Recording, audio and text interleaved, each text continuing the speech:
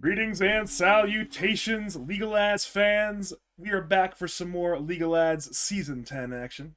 I am joined tonight, for the second night in a row, by a very special guest. Man to my left, the great former NA DPC caster, current CN DPC caster, and of course, Pokemon expert extraordinaire, Nephsensei. How are you in this fine evening? I'm doing wonderful. Thank you for the introduction, Badger. It's going to be an amazing match. You messaged me earlier saying that Sasquatch is going to be playing. I have been incredibly disappointed in Sasquatch lately. That man's Dota skill has fallen off. He was going way too hard on the NFT train. Let's see if he can, back up some of his pro gamer knowledge. Man needs to play StarCraft, but I think that the man is washed. We'll see. One of those things where he does have the Lads pedigree. He is a two-time champion. Okay, I shouldn't be shit talking him. Then I mean, this man has won League of Lads twice, and I've won it exactly 0 times. I have also won it 0 times as well, but I have at least won some Lads games. Unlike you, Mm-hmm. What can you do? But hey! I've won some Lads games. I won at least one of those. Yeah, that was Lads Mini though. It doesn't count. I've never played in Lads, so you can say that I've never lost a game. 0-0 then. Okay, but we do have two teams tonight. We got Draiden Fanclub on the Radiant side, and the Jork on the Dire side. I have my team records upside down on accident, but I move those now. Draiden Fanclub had a pretty awful start to the season, dropped a lot of games to teams they probably should not have dropped games to, but they're back with a vengeance to now win Dota games. They're up to 500, 11-11 record-wise. For the Jork are an interesting team in that they've been very competitive, but they've really struggled at taking 0 victories. So you never know what you're gonna get from Toy the Jork. Have they ever taken a 2-0 victory before? It's either 1 or 0. I think it's 1. So I think they've got 1-0 victory, and then 6 1-1 draws. So they're clearly able to beat a lot of teams, but the 2-0 is difficult. All right, then we're expecting this to be a 1-1 as well. Wouldn't be too shocking if it was. All right, how about you tell me about these players? Fat Sloth, what position does this guy play? Fat Sloth is a carry player. He's your carry player. The carry player of old, really. Loves his racing heroes, loves his juggernaut. This is well, that doesn't fit his name very well, unfortunately. He said loves his racing heroes. The man is a fat sloth. You'd imagine that he'd be a little bit slow with a name like that, sluggish. I mean, fat ends up fitting a carry player very well, because they're greedy grubblers of individuals, not because they're disgusting human beings. But just in game, they get fairly thick. Tell me about Clueless. Clueless is part of a very interesting 3-4 combo with Microfry. He's played a number of somewhat weird heroes this season in the offlane. I'm not necessarily sure if he's good at Dota or not, but I enjoy casting him. He's a 3-4 combo, so is he the 3? He's a 3, yeah. Okay. So you don't know that much about him. Microfry. He, Clueless' partner, clearly the leader of the dynamic duo here. What can you tell me about him? He likes a lot of, he likes his Nyx, he likes his Mirana, I like to call him the flashy 4s. He plays tiny 4 as well. He likes a lot of the flashy 4s. He's one of those players where it's, I play the 4. I like to make big plays sometimes. So he's an Earth Spirit player. I've never seen him play Earth Spirit, so I guess he's not. Okay, then he's not a flashy player. We can ignore him. Let's move on to Polo. Polo is a classic NA amateur mid laner. He hasn't been in Lads that much. I think he only has maybe 2 or 3 seasons of Lads experience, but he's played MD2L, RD2L. I think he's played PDC. He's played on a lot of different NA amateur leagues. So he's a pos 5. He's a mid player. He's the mid player. Okay. I want to say he's either 5'9" or 6'1" or something. He's like a borderline 6K player, which makes him one of the lower MR. I thought you were talking about his height, and you're saying 5'9" or 6'1", so I continue. He's one of the lower MMR mids and Lads, but he's a reliable player. He knows how to hold his own in the mid. And Flash Canoe is probably the most interesting player in the Dire team. Flash Canoe is around a 6.7 or so K support player. He plays some weird heroes. He's notorious for playing Void Spirit 5, loves playing Pudge 5. He is a kind of a degenerate, but he's an extraordinarily entertaining player to watch. All right, then I'm looking forward to him. He better bring the whole city levels of entertainment to me and the viewers today. I hope so too.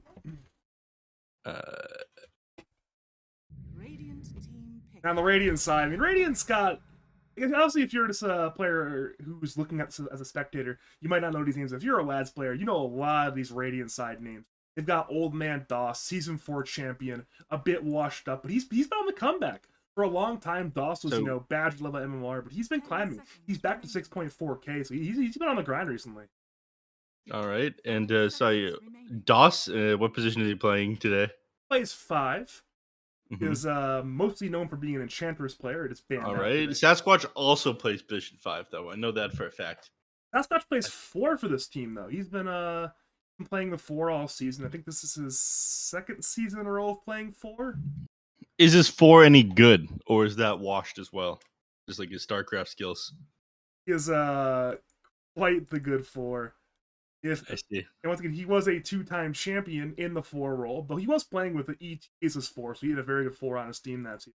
Okay, if he has ET on his team, then it's a whole different story. That man will wipe the entire League of Lads by himself. ET is a god. Let's not hype Sasquatch up. Let's give a little bit of credit to ET. In fact, I'm sure ET has plenty of fans in the chat that'll hype him up in this moment. To be fair, I think ET's fans are busy watching him cast right now, but... Oh, that is true. Is Thunder Pick going on at the moment? It is going on right now, and I think they're... Aren't they on right now? No. Okay, it must have ended. Now, I remember when I stepped away from the Fake computer, ET fan. It was like, all right. I remember I was modding the Twitch chat earlier because obviously no one else was going to do it, so... I was like, all right, I gotta go do some other stuff. Hopefully Twitch chat's not too tight without me. What can you do? And then I'll look at the other rating players. Hobbs is a relative newcomer to Lads, entered 2 seasons ago. But he's been one of the hot and dangerous offlaners in the last 3 seasons. Big Batrider spammer, big Mars player, big Tide player. Looks like 6.7k, very good player. And then here is literally a Lads staple. He's more or less done like the 4th best carry in Lads for like 7 different Lads seasons. Very reliable, very good player, very good at hitting the creep. Had a rough season so far, but I'm sure Nier can return to form. Festival's a newcomer. Got a 6.2k mid laner. I know Sasquatch has spoken very highly of him. Nier has spoken very highly of him, and he's been a surprisingly good mid laner so far this season. So where does Nier get his name from? I don't know. I mean, I've known Nier for years. Never asked. He's been Nier for the last like 4 years. Alright, because there's a Death Note character named Nier from the very shitty season 2, like the second arc in that show. So I'd be very disappointed if Nier got his name from that, or if that is just pure coincidence. You can ask him if you want. I mean, you can say, "Hey, where's your name from?" But he's probably in the zone right now. It is draft time. Right, we should get back in the topic. We should talk more about this draft. Okay, we got Puck and Death Prophet on the side of Draiden Fanclub. Usually the Puck is going to be played in the mid lane. The Death Prophet can flex over into the 3-4-5. If it's not being played mid, Puck is almost exclusively in the mid lane. Ogre Magi is a underwhelming position 5 with this draft. You really don't get a ton of use out of Bloodlust here, which is kind of surprising. Juggernaut's still in the pool, and I imagine they use Ogre Magi as like a bit of a steroid for the Juggernaut. They want a last pick on Draiden Fanclub. They're betting up Faces Void instead, though. I wouldn't see them picking up a Void. On the other side, Bloodseeker is an amazing counter pick to the Pango, so they ended up grabbing that one. It's pretty good against the Death Prophet as well. It's season 1 of the CN DPC. We ended up seeing that Bloodseeker and Shadow Demon as common counter picks to both the Race and the Death Prophet, as they were the most commonly picked at the time. Then we got Dawnbreaker, and Tiny, which are 2 of the most popular openers inside China because they're tanky and you can flex them into multiple roles. So you can still move around who's going to go where on the side of Toilet Jork, and you have last pick. So they have a lot going for them. The Rubik is a little bit awkward here. You've got like a bunch of lane dominating heroes, and the Rubik is kind of there. But I'm sure they'll manage to make it work, especially if they've got last pick like we just talked about. But Draiden Fanclub, they need to decide on what they need to grab last. They have 0 seconds of reserve time left, Badger. These people, they're panicking, they're freaking out, they have no idea what they're going to do. With 1 second left, they grab the Monkey King. Embarrassing. Well, not really. It's actually one of the best counters to the Dawnbreaker inside the lating phase of position 1. So that has been a lot of the trend with Lads, is they're using all their reserve time to think, and this is literally to the second for that one. 10 seconds. Nier has been an MK player for a long time. I don't think Monkey King's that good this patch, but it's good against the Dawnbreaker. Might as well get some counter picking going. All right, so they've got a lot of time left inside of Toilet Jerk. I went off way too long, Badger. I stole the show from you. Oh, why don't you theory craft what they're gonna grab here last. I actually want to highlight that there's about a 30% chance it will be a Puck 4 this game. I know Sasquatch loves playing Puck supports, and I wouldn't be too shocked if it's Monkey King, Angolier, Death Prophet, Cores 4. That doesn't answer the question though. We don't know what they're going to. We're no closer to what they're going to pick last here in Toilet Jerk Sasquatch. I wouldn't be too opposed to a hero along the lines of an Ember Spirits or a Void The Spirit here to Spirits. round things out. You think the Yeah. draft already looks pretty good. They don't need anything in particular. Maybe a little bit of backline jump, extra damage to be able to burst people. Yeah, I mean, if you're not sure what to pick, a Spirit hero is always a safe bet. Ember's already been banned out. So the Ember's Void... first phase ban, they didn't even notice that. That's okay. I was distracting you earlier by trying to find the backstories and the lore about all these players. Sometimes you gotta do your background check. You gotta know the players. It's more important than the hero sometimes. The players. I mean, the players are very important. Yep. Choose your hero. It is a Void Spirit. Okay, then. That will end up being, I'm assuming, a Void Spirit mid. Yeah, so Tiny 5, Rubik 4, Void Spirit mid, Dawnbreaker offlane, Bloodseeker safe lane. Radiant will be... It is Puck 4. There we go. I am on point today. Okay, then. This guy's good. Sasquatch Puck 4. Is he the drafter for this team? I would not be surprised if they lost this one. This is a wash draft if I've ever seen one. He is the drafter. It's a good question to ask them. They've had multiple drones. They have fought 4 players in this Radiant team that have at one point in their career been as drafters. So at this point, Sasquatch has alpha mailed them as both the most successful captain and the largest of the captains. He has alpha mailed them, but Largest of the captain, like physically, or oh yeah, for sure. I mean, unless for some reason, Sasquatch is he's around us size. He's a very large man. So I I'd see. be surprised if any of the other if they were ready. Larger than me? I think he's just smaller than you. Okay. He's similar. He's of similar size to Bull. He's a very large man. Okay. Yeah. Makes sense. Then of course it makes sense that he's alpha mailed them. So he's drafted him. Sasquatch. He's just a very large man. Yeah. So he's picked himself this pocket. Pause 4, and he goes pause 3 Ogre Magic. Okay. There's a lot riding on this monkey having a successful lane, and here's the issue. The Dawnbreaker is actually pretty good into the Monkey King, even though Monkey King is considered a counter. You can still get bursted down if you're sitting at like 50% HP, which is a quick Celestial Hammer followed by Starbreaker. So I am concerned about how this bottom lane is going to go. If Nier does not perform that well down here, they just straight up lose the game off of it. You've got nobody else who's going to carry this. So I am worried. I agree with you. I too am. Yeah, you talked up Nier like crazy though, so I'm expecting big things from him. Him to be like one of the best players in the world. But again, they do have that steroid. They've got the Bloodlust, and Monkey King thankfully is one of the better heroes to carry that. Is Jingu Mastery building up? They just built up faster when you've got Bloodlust. You probably won't put a point until like level 2 or 3 though, as you want Ignite and Fire Blast first.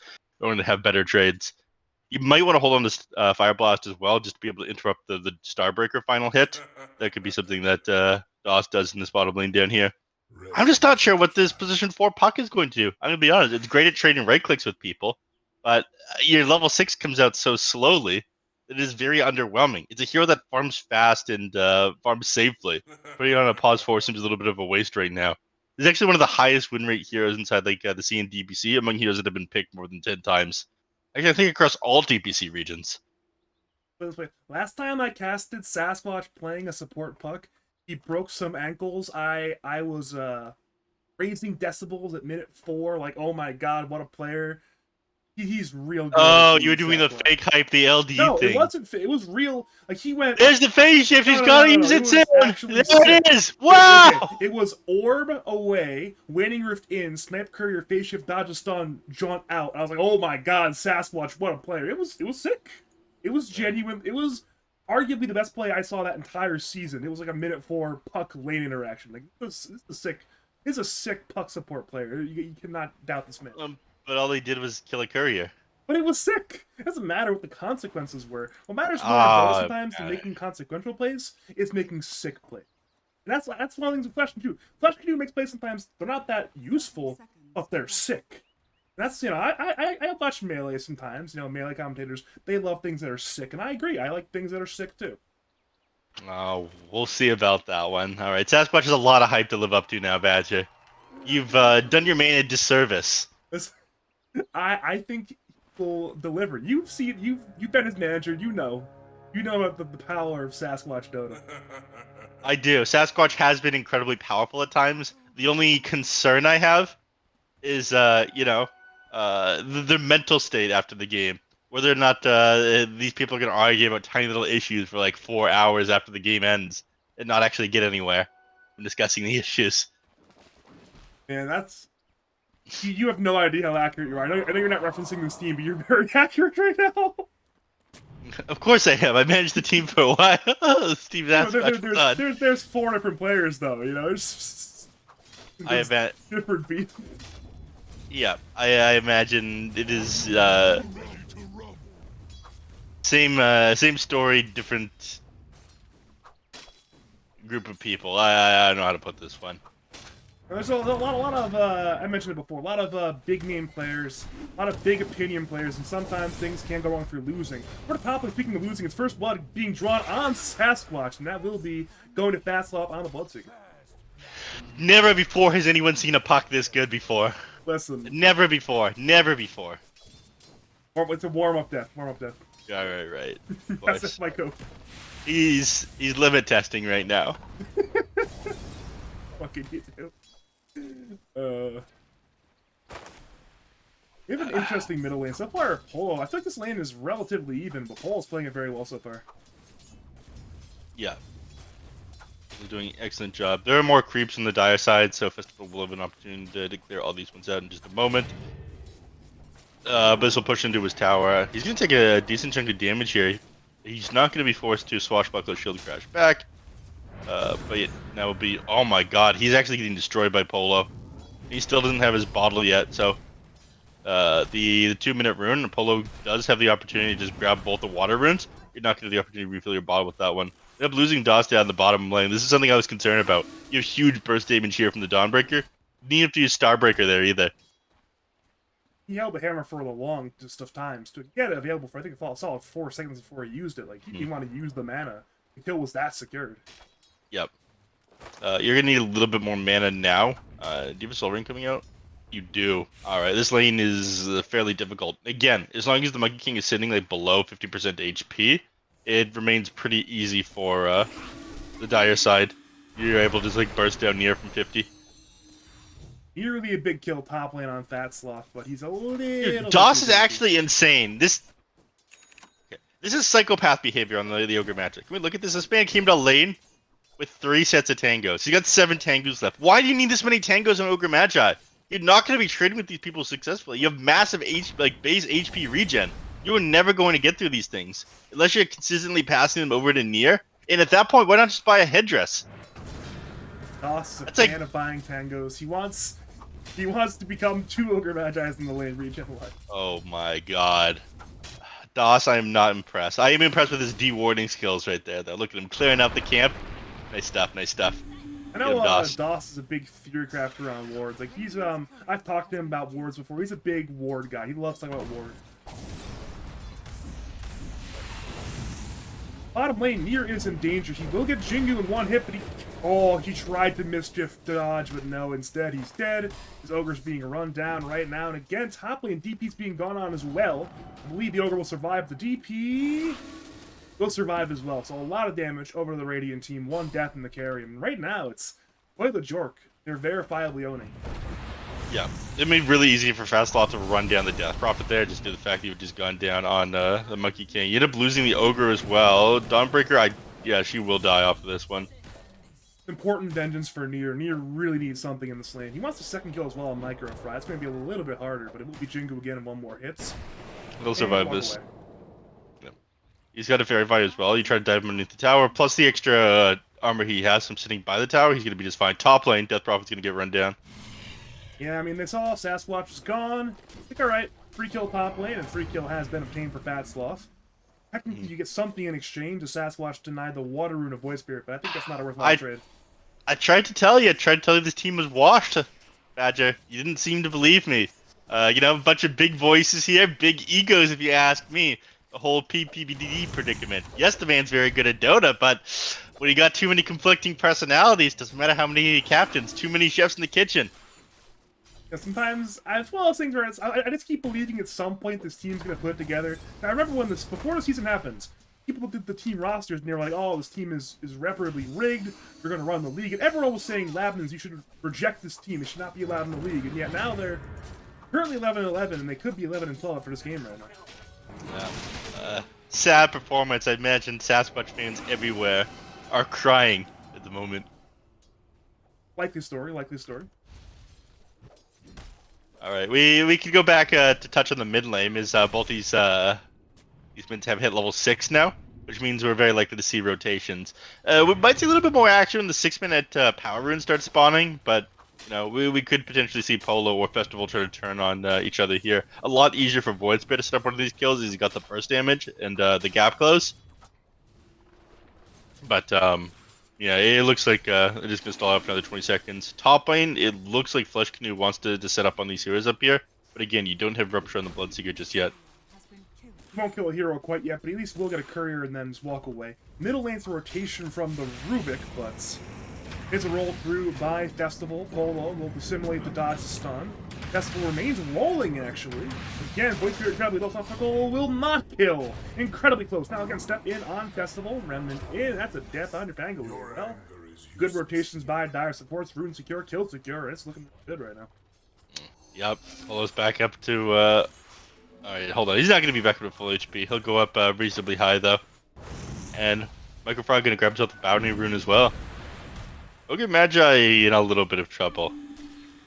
Actually, he might just be dead. Yeah, both Raiden supports are being gone on, but the Ogre, well, he will be taking a quick trip to the fountain. He'll attempt the Fire Blast and actually survives for the time being. Boost is now being gone on by a near hammer, will be used to get away. Oh no! He tried to go up onto the high ground. He went right over the cliff. Embarrassing. That's why they call him Baby Hammer. Unfortunate. Very, very unfortunate there for Clueless. Now it's again near bit of vengeance, slapping the Rubik, and Rubik is going to die. The Fire Blast will do the job. As happens top lane, 2v1 again on the DP. The DP will go to the grave again, so it's 7 kills for Toilet Jork, but... Yeah, that's what I call DP, am I right, Badger? Dear God. I wish I didn't get your reference. But it seems like you might get a repeat performance top lane. We're seeing again Flesh Canoe wants to go and make something happen top lane. Fuck. A little harder to go on than a DP. Right. I don't think Fat Sloth is in danger up here, unfortunately. He still doesn't have level 6 for the Exorcism, so you're not actually going to be able to run down any of these heroes. And Flesh Canoe doesn't bother to like Abatos the puck. He does still both of his abilities up. He doesn't want him to just be able to win and ripped away. Mid lane, where the action's at. Like Polo wants to be able to come on to Festival here. And Microfry's going to hold the other rune. Remind it's Doss who gets the rune. No mid laner gets a rune today. It is Ogre Magi with a low mana cost Fire Blast now. Yeah, they didn't see the Ogre coming in, so yeah, they tried to like scare 100% to getting that one, drop the ribbon onto Festival, have Microfries sit by the other one, but ends up going the way of Doss. It's unfortunate. You can get a lot done with an Arcane Rune on Void Spirit. We are on Rupture Watch, top lane again. Fastoff wants to use it, but right now there's no ideal target far away from his tower. But he's going to want to use it anyways at some. He's ready to hunt. Problem is, in comes an Arcane Rune Ogre Magi looking for Flash Canoe. Solar Guardian will bring another dive member to the team fight. Hammer through will miss on everything, and Radiant will walk away. Puck is in some danger. He needs to break some ankles here, perhaps. Remnant will hit. Jaunt is in time, but it's again towards Clueless. Griff does not go over the cliff, actually. Fire Blast is in time, but Dire will demolish this puck. It will demolish Ogre Magi eventually as well as 4v1. Avalanche, simulates, damage, double kill. Yeah, unfortunately they didn't manage to make it down. Alright, Pango's coming in. You can kill on Dawnbreaker. Counter play right there. Beautiful from Festival. Polo's going to be able to make it away. So you find something. Getting Clueless is decent. Well, what's net worth looking like right now? All right, Pango, he is actually ahead of the Void Spirit by like 300 net worth. So they're not in too rough shape despite it being 4-9 right now. This is a high action game, by the way. Yesterday, I was incredibly disappointed with how little action we were seeing. Like, first 10 minutes of the game, there's like, what, 2-3 kills? I think it was 3 exactly, yeah. And we're at 13 now. I feel like I'm a bit desensitized to early kills. I think we had like 22 at 10 the other night, but not with you, but by myself. But What the hell? Why didn't you invite me to that game? I did. You were busy. Oh, yeah, it does sound like me. It's still a pretty good clip. It's 1.3 per minute. We're going to see a 14th top lane. Fast slots in the trees, juking around. Exo pops, so is a rupture. To carry on offlaner Manfight, the DOS will break the 1v1 into a 1v2 into a 2v0. How does it end fast sloth? Yep, that's a mega kill spree ended. It does suck that it in the way of DOS there instead of Hobbs. But what can you do? They're gonna try to put a little bit of damage into the tier 1 tower up in the top lane.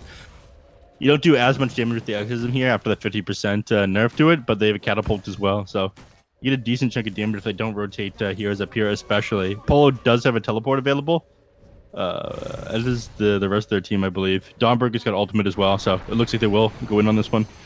Puck will get caught. No time to jaunt. No time to survive. And Dire, they want more than a puck, but they will have to be content, I should say, with a puck. Yeah, Sasquatch has been contented there. More content than I've ever seen a single puck before. You know, it's always a mystery sometimes Yeah. what happens with these 4 pucks. And so far, I hyped it up. Has not delivered quite yet, but there's still time to recover. Yeah. I'm sure Sasquatch is thinking back to his glory days when he made that sick play happen on his 4 puck that one time. It's just like, oh yeah, it's gonna be just like then, fellas. That's what I was thinking. Doesn't realize that he's old, his knees hurt, he's not as quick as he used to be anymore. He's like 27. Yeah, the man's career's done. Top lane, ooh, good stolen Crypt Swarm to kill the Death Crop. The Solar Guardian arrives, and now it's Radiance just being killed right now in the top lane. Double kill for Rubik. Yeah, triple kill for Rubik. Never mind, but it's 3 kills nonetheless. But the trade is mid lane for the Bloodseeker. Pangolier pucked via the coil. Get a big kill on Bloodseeker, so that is a 3-for-1 across the map, but Radiance certainly on the worst end of the trade. Absolutely.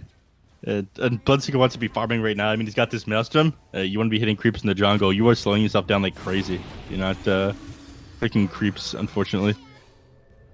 Micro Fry kills Sasquatch here. Oh, never mind. Miss Orb. He is now in a look at this man. He's in the wrong spot right now. Radiant are aware he's there. Micro Fry, please get out of there. Sasquatch is worried about coming into the trees. Oh, silence is too long. What can you do? Yeah.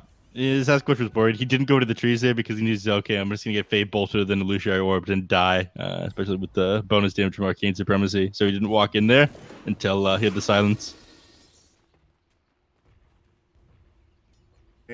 I've just been mocked for casting for fun.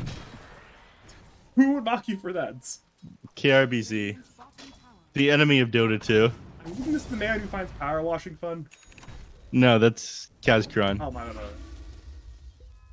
Yeah, different people. I've mixed up Neph Associates started the letter K. This is a regrettable error, of course. Yeah. Speaking of regrettable errors, it is Dawnbreaker being gone on by 3 TP away. Oh, it's perfect! Very easy when you're that good. Yeah. Clueless. They never stood a chance against him, but they are going to get this tower. Can't get back in with the Solar Guardian because it's still in cooling for another 20 seconds. It even looks like they want to defend that one. It is surprising. Instead, they'll try to trade for the bottom tower, and you're sitting behind the trees here on both Flush Canoe and Polo. They're hoping somebody tries to defend this. And Death Prophet is going to. You absolute fool! Hobbs! You baboon! Let's have the extra returning. Could be Oh a no, burst Ogre heal. Magi's coming in as well. That will They're be a all full going to heal die. on DP perhaps? No, it's not. No heal. There was no heal apparently. He's just dead. In comes the Pangolier. That is going to be a rupture on the Pango, and now Pango is crying in a corner with his role having been ended. Void Spirit wants to continue the jump, but he runs out of Astral Steps. Blood rates. We'll hit on Direction 0 heroes. Rupture just ended. Solar Guardian will arrive, but Dire are not locking down anybody. DOS has been found. The Nier will attempt to scurry away. Will pop the Wukong's pump fake at the very least. Now pop bounce right there on 2 heroes down to Polo. Lewis goes for the Pangolier. Pangolier low, but they cannot kill him. Shield Crash once again is given the buff. He buckles through, disarming onto the Dawnbreaker. Again, Festival is dead, but DOS looks to clean it up. Rubik, Dawnbreaker, both low. DOS, give him a double 4 kill. seconds. Big damage from DOS.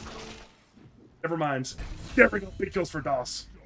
Big kills for DOS. The Ogre Magi was too tanky for them to bring down. All right, that was such a sick play there by the Maquis. He ended up getting the Wukong's command off. Was dancing around the trees beside the Dawnbreaker. Didn't get brought down by the Celestial Hammer, and then hits the Void Spirit with his Boundless Strike. Stuns him just as Dissimulated comes off of cooldown. It managed to finish him off. I don't think that fight goes that way unless they manage to burst down the Void Spirit as they did. It was such an awkward engagement. There was so many skill shots on the Dire side, though. I am not impressed with Toy the Jork after that fight. So I was making fun of the Radiant squad, saying they were all washed up. They have a bunch of old captains thinking about their glory days. Maybe it's the other way around. You missed way too many skill shots on Dire side. I mean, I can see why these guys play Dota and not League of Legends, as they are not skill shot landers. Oh god. Maybe go back to point target spells, fellas. You've been very unimpressed on the last 26 hours. There's been a number of moments where you've been unimpressed. And I'm wondering, what is it going to take for you to be impressed with that? Let's see. I'm going to need to see higher skill cap heroes instead of just Ogre Magi. I mean, this is why the washed up squad ended up picking things like Ogre. 3 click point target abilities. You just can't miss any of these things. You know, they're old, arthritis-ridden hands, shaking. Simply cannot miss. You know, if you accidentally click the ground by mistake, which I imagine that he often does on DOS, nothing goes wrong. You're making me defend DOS. You know, roasting DOS is like my 4th favorite hobby, but I have to be, devil's advocate. I can't just both roast DOS. It's my job to roast DOS. My bad. Let's hear you roast DOS. I mean, DOS is old. He keeps mentioning Season 4 as if it's relevant. Season 4 is like pre-good players joining lads. It's like, oh, we beat Double King and a bunch of 4K players. Like, yes, I'm so good at Dota. How long ago was that? 2019, I think. Maybe 2018, So he actually. beat Double King when Double King was literally 4 years old. He was proud of that. Oh, yeah, remember the old glory days when I beat up that child, guys? Very cool, DOS. Very cool. That. Him and Oh Skater are constantly remembering the time where Artorias carried them to a Season 4 championship, You know who else does that? The CEO of Wildcard Gaming. He's like, yeah, I was beating Arteezy back in the day. Yeah, back in Dota 1 when Arteezy was literally in diapers, you beat him. Okay, to be fair, that's Arteezy. There's a difference between Arteezy and Double King. No offense to Double King. Yeah, the difference is Double King is going to win a TI. Now that is top banter. You know what? I hope Double King wins a TI. That would make me extraordinarily happy for Derek Cassia. Yeah. I got us very off topic here, Badger. No, I'm My happy fault. with the topic we've gone. This is an entertaining tangent. We've gone on a meandering journey towards fun things. All right, where are we at in the grand scheme of things? Net worth? Nothing relevant. No team ahead right now. Yeah, this is nothing happening. You know what they need to do? These teams need to take the mid-tier 1 tower. They both need to start setting up around these buildings and getting a little bit more control over the map instead of just holding the triangle safely. DOS just got cliffed. DOS just got clipped. Did Microfry toss him up there with telekinesis? Yes, he did. Oh, no. You absolute amateur. He's just going to be stuck up there now. He's got no teleport either. It's on the way, but it's going to be a little while. That's actually going to delay his Midas as well, so that's very unfortunate for the Ogre. It is not worth it, everyone like grouping up around here for a cliffed ogre. You know what? Yeah, you're gonna get punished for this on Bring the Plus fight to Canoe. the Ogre Magi. There we go. Ogre. Wait, he TP'd away. Never mind. Yeah, I was he's going out. to say, he can contribute quite soon. Speaking of contributing, it's Coil on Rubik. They're trying to TP away. That is good steal, but a little bit too late for Micro Fry. Both dire supports dead. I'm gonna be honest. This Ogre Magi, DOS, the best player I've ever seen. You know, he gets himself cliffed. He baits the entire enemy team up over to him. He managed to find 2 kills because of it. DOS is just built differently. I can't believe you were flaming him earlier, Badger. So DOS, the only thing he's being All right, built he's out bad. right He's now- garbage. He's This only guy is being built out of garbage. a corpse right now at this point. Yeah. He's a corpse for the Yeah. next 25 seconds. Yeah. I thought you Man. were flip-flopping on Whole City pretty quickly last night, but this is a new record. Mid-sentence. Festival Avalanche? Oh, that was close. I think he ended up getting a little bit too close there on the tiny. That sucks. Now, That is that is very different unfortunate. sometimes between the pro players and the amateur players. I mean, the execution at these 6 level games is certainly quite good, but not Yeah. not what you're used to with, like, tier 1 Chinese pros, who of course are the best players in the world. according to No, Chinese. North American players are the best players in the world. Second best players in the world. Yeah. If it was a good region, then I would be covering it. Good point. Good point. We are seeing Tidy in danger. His blink has not been completed, and now his life will not be completed quite soon. We're seeing Coil as well in the Bloodseeker, so Radiant split their attention. Fleshmew is on the run. Fastsoff is dead. Fleshmew will attempt to toss away Hobbs, but eventually Radiant will bring more heroes over there. Now the Bloodseeker is dead. He's running, but eventually somebody's going to catch him. Sasquatch has a blink dagger. It's going to require some massive juice for the Tiny to survive. He's TP in 5, and I don't think he'll He live could for just- 5. Yeah, he could just TP. He's gonna be fine, in my opinion. Look, Sasquatch runs away from him. He's afraid. Alright, he's He digging up a shovels. bounty run. He's shoveling instead. What does He's the man with do? the Get the courier! courier. Get the courier. Get the courier. Alright. He's dead. He's gonna throw an illusory orb. This man could have teleported, I think. After Sasquatch jaunted away from him. I think he was fine to just go up. He did end up digging up a bounty rune there. That was a high skill play. The net worth of his team goes up even though he dies. If he doesn't dig up there, his team doesn't get that bounty rune. Is this Tiny's net worth really that important in the grand scheme of things compared to that delicious extra, 63 gold everybody gets? He's enabling his team. Only problem is he's buying a blink dagger and he can't afford one because he's dying like this. That's the one concern. He can if he digs up a couple more bounty runes like that. Listen, Sasquatch, that is... sorry. Badger. Sasquatch, that one on Badger. Listen, that is 315 gold that he ended up getting for his team there. The problem is he Alright. lost 215 gold individually, so the blink dagger's been delayed. That That's is the true. problem. Yeah. He's right about that one. I I think can't death argue with costs that. aren't that high. It's more like 100 gold loss, but Tiny's also farming like 1 kobold per 5 minutes, so it's not Yeah. a great farm speed.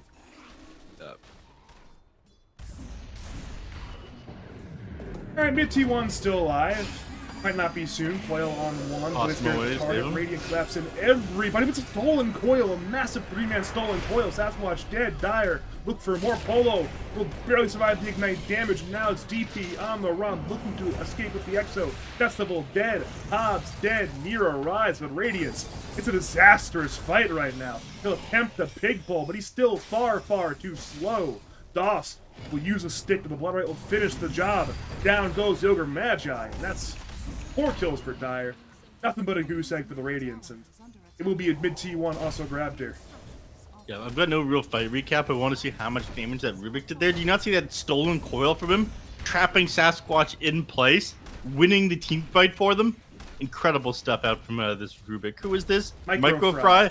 I was questioning their Rubik pick. I thought I wouldn't be able to keep up with the aggression. This guy is a god. Not as much of a god as Flesh Canoe, though. Interrupting the Monkey King initiation. Sasquatch, you can't do anything against these guys now. Not without your Monkey King. Get out of there. He wants to, but he has the desire, but alas, he does not have the damage. Yeah. All right. They've got BKB on Clueless. I mean, low skill item. And it's also very low skill that he didn't disassemble this Echo Saber into the BKB. But, it is a game-winning item. He's running with a bit of an inventory slot problem, though. I mean, he's got branches, circlets. He needs to get rid of some of these items at some point. Nier and this festival will attempt to kill Polo, but the spell's a little bit too late. Polo steps away from the danger. The roll is moved to the Tiny, who again still does not have the Blink Dagger, but he has the will to use Avalanche. Stunning the puck. Wait a minute, in comes Rubik. Big place from Rubik. Oil again, it's available, used on 2. They know Monkey King is in the trees. The tree's been killed, actually. Wait a minute, they want the MK. They're committing everything. And that's 1 big kill on Nier. Dire, triumphant so far. 2nd kill on Doss. 3rd kill on Sasquatch, even. Not only the 3 kills, it is our good friend Roshan now in danger. A little bit risky to take this one, but they don't have Pango ult up, so I think it'll be fine. You're taking a lot of damage on each of these heroes because you don't have a ton of lifesteal, unfortunately. If Festival even comes in and drops like a quick swashbuckle plus shield crash, these guys could be in a little bit of danger. It doesn't look like they have the confidence anymore, not after that last team fight, though.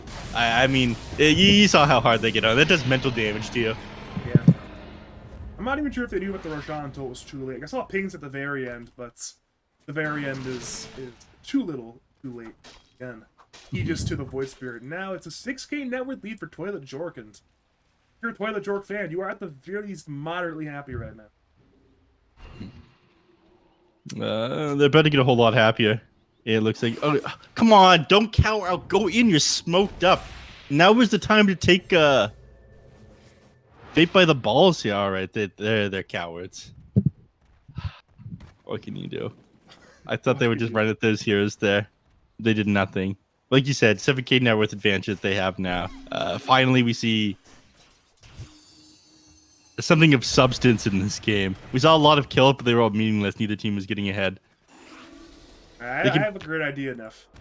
We need like a charity event where every single time a caster says, "What can you do?" it's like $100 more to charity. At this point, from this caster, up to about $2,000. We're getting quite up there at this point. I would actually be down for that. That sounds kind of hype. I feel like, especially with the NA casters, the true sons of North America, there's a lot of "what can you do" going around in that North American vernacular, and I accidentally would be donating hundreds of dollars to charity. Yeah, a bank account would be empty by the end.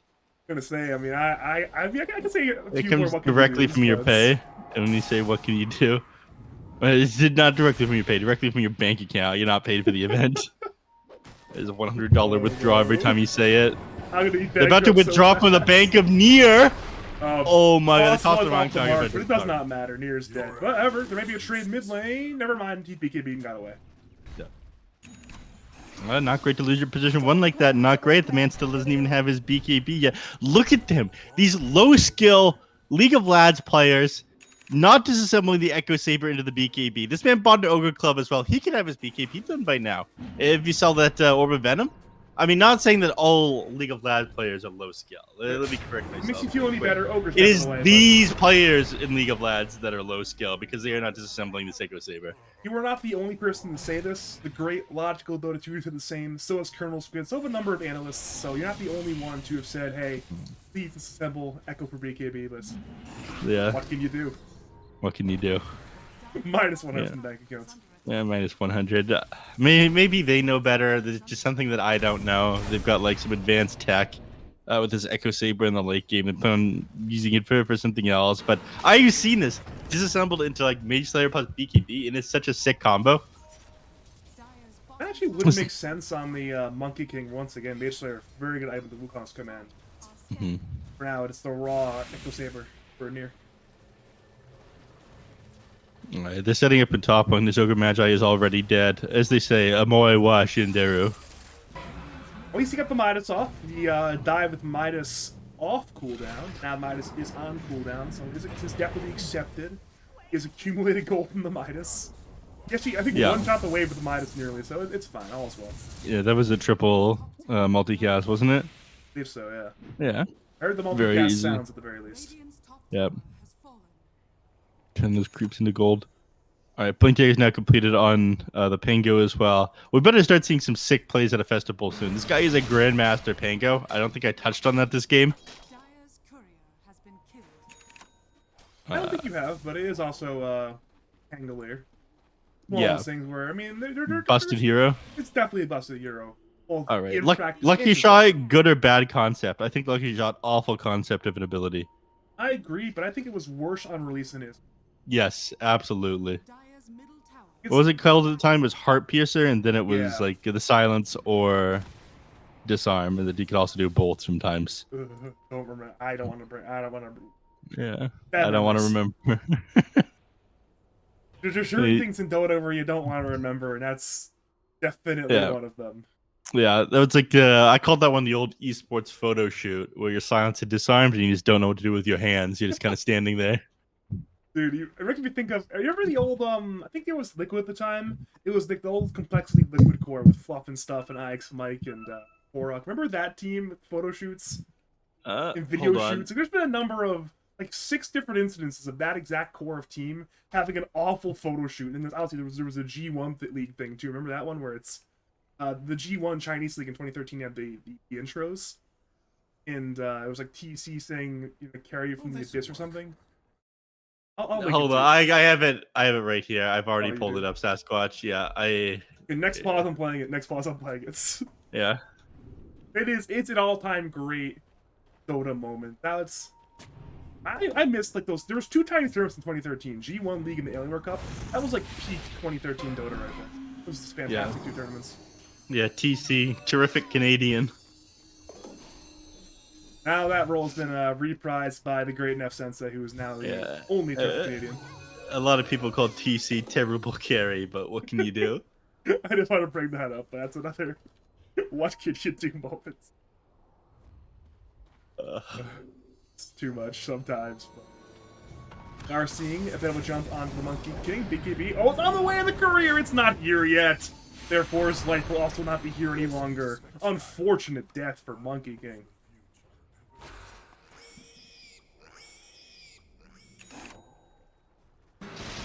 Badger, your volume is low.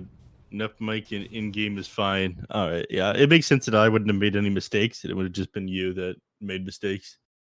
The problem is I like to keep it a little bit low so I don't like blow out eardrums during like teamfight casting. Yeah. Sure, I'll just talk more quietly when that comes. I have adjusted the sounds slightly. Hopefully they work.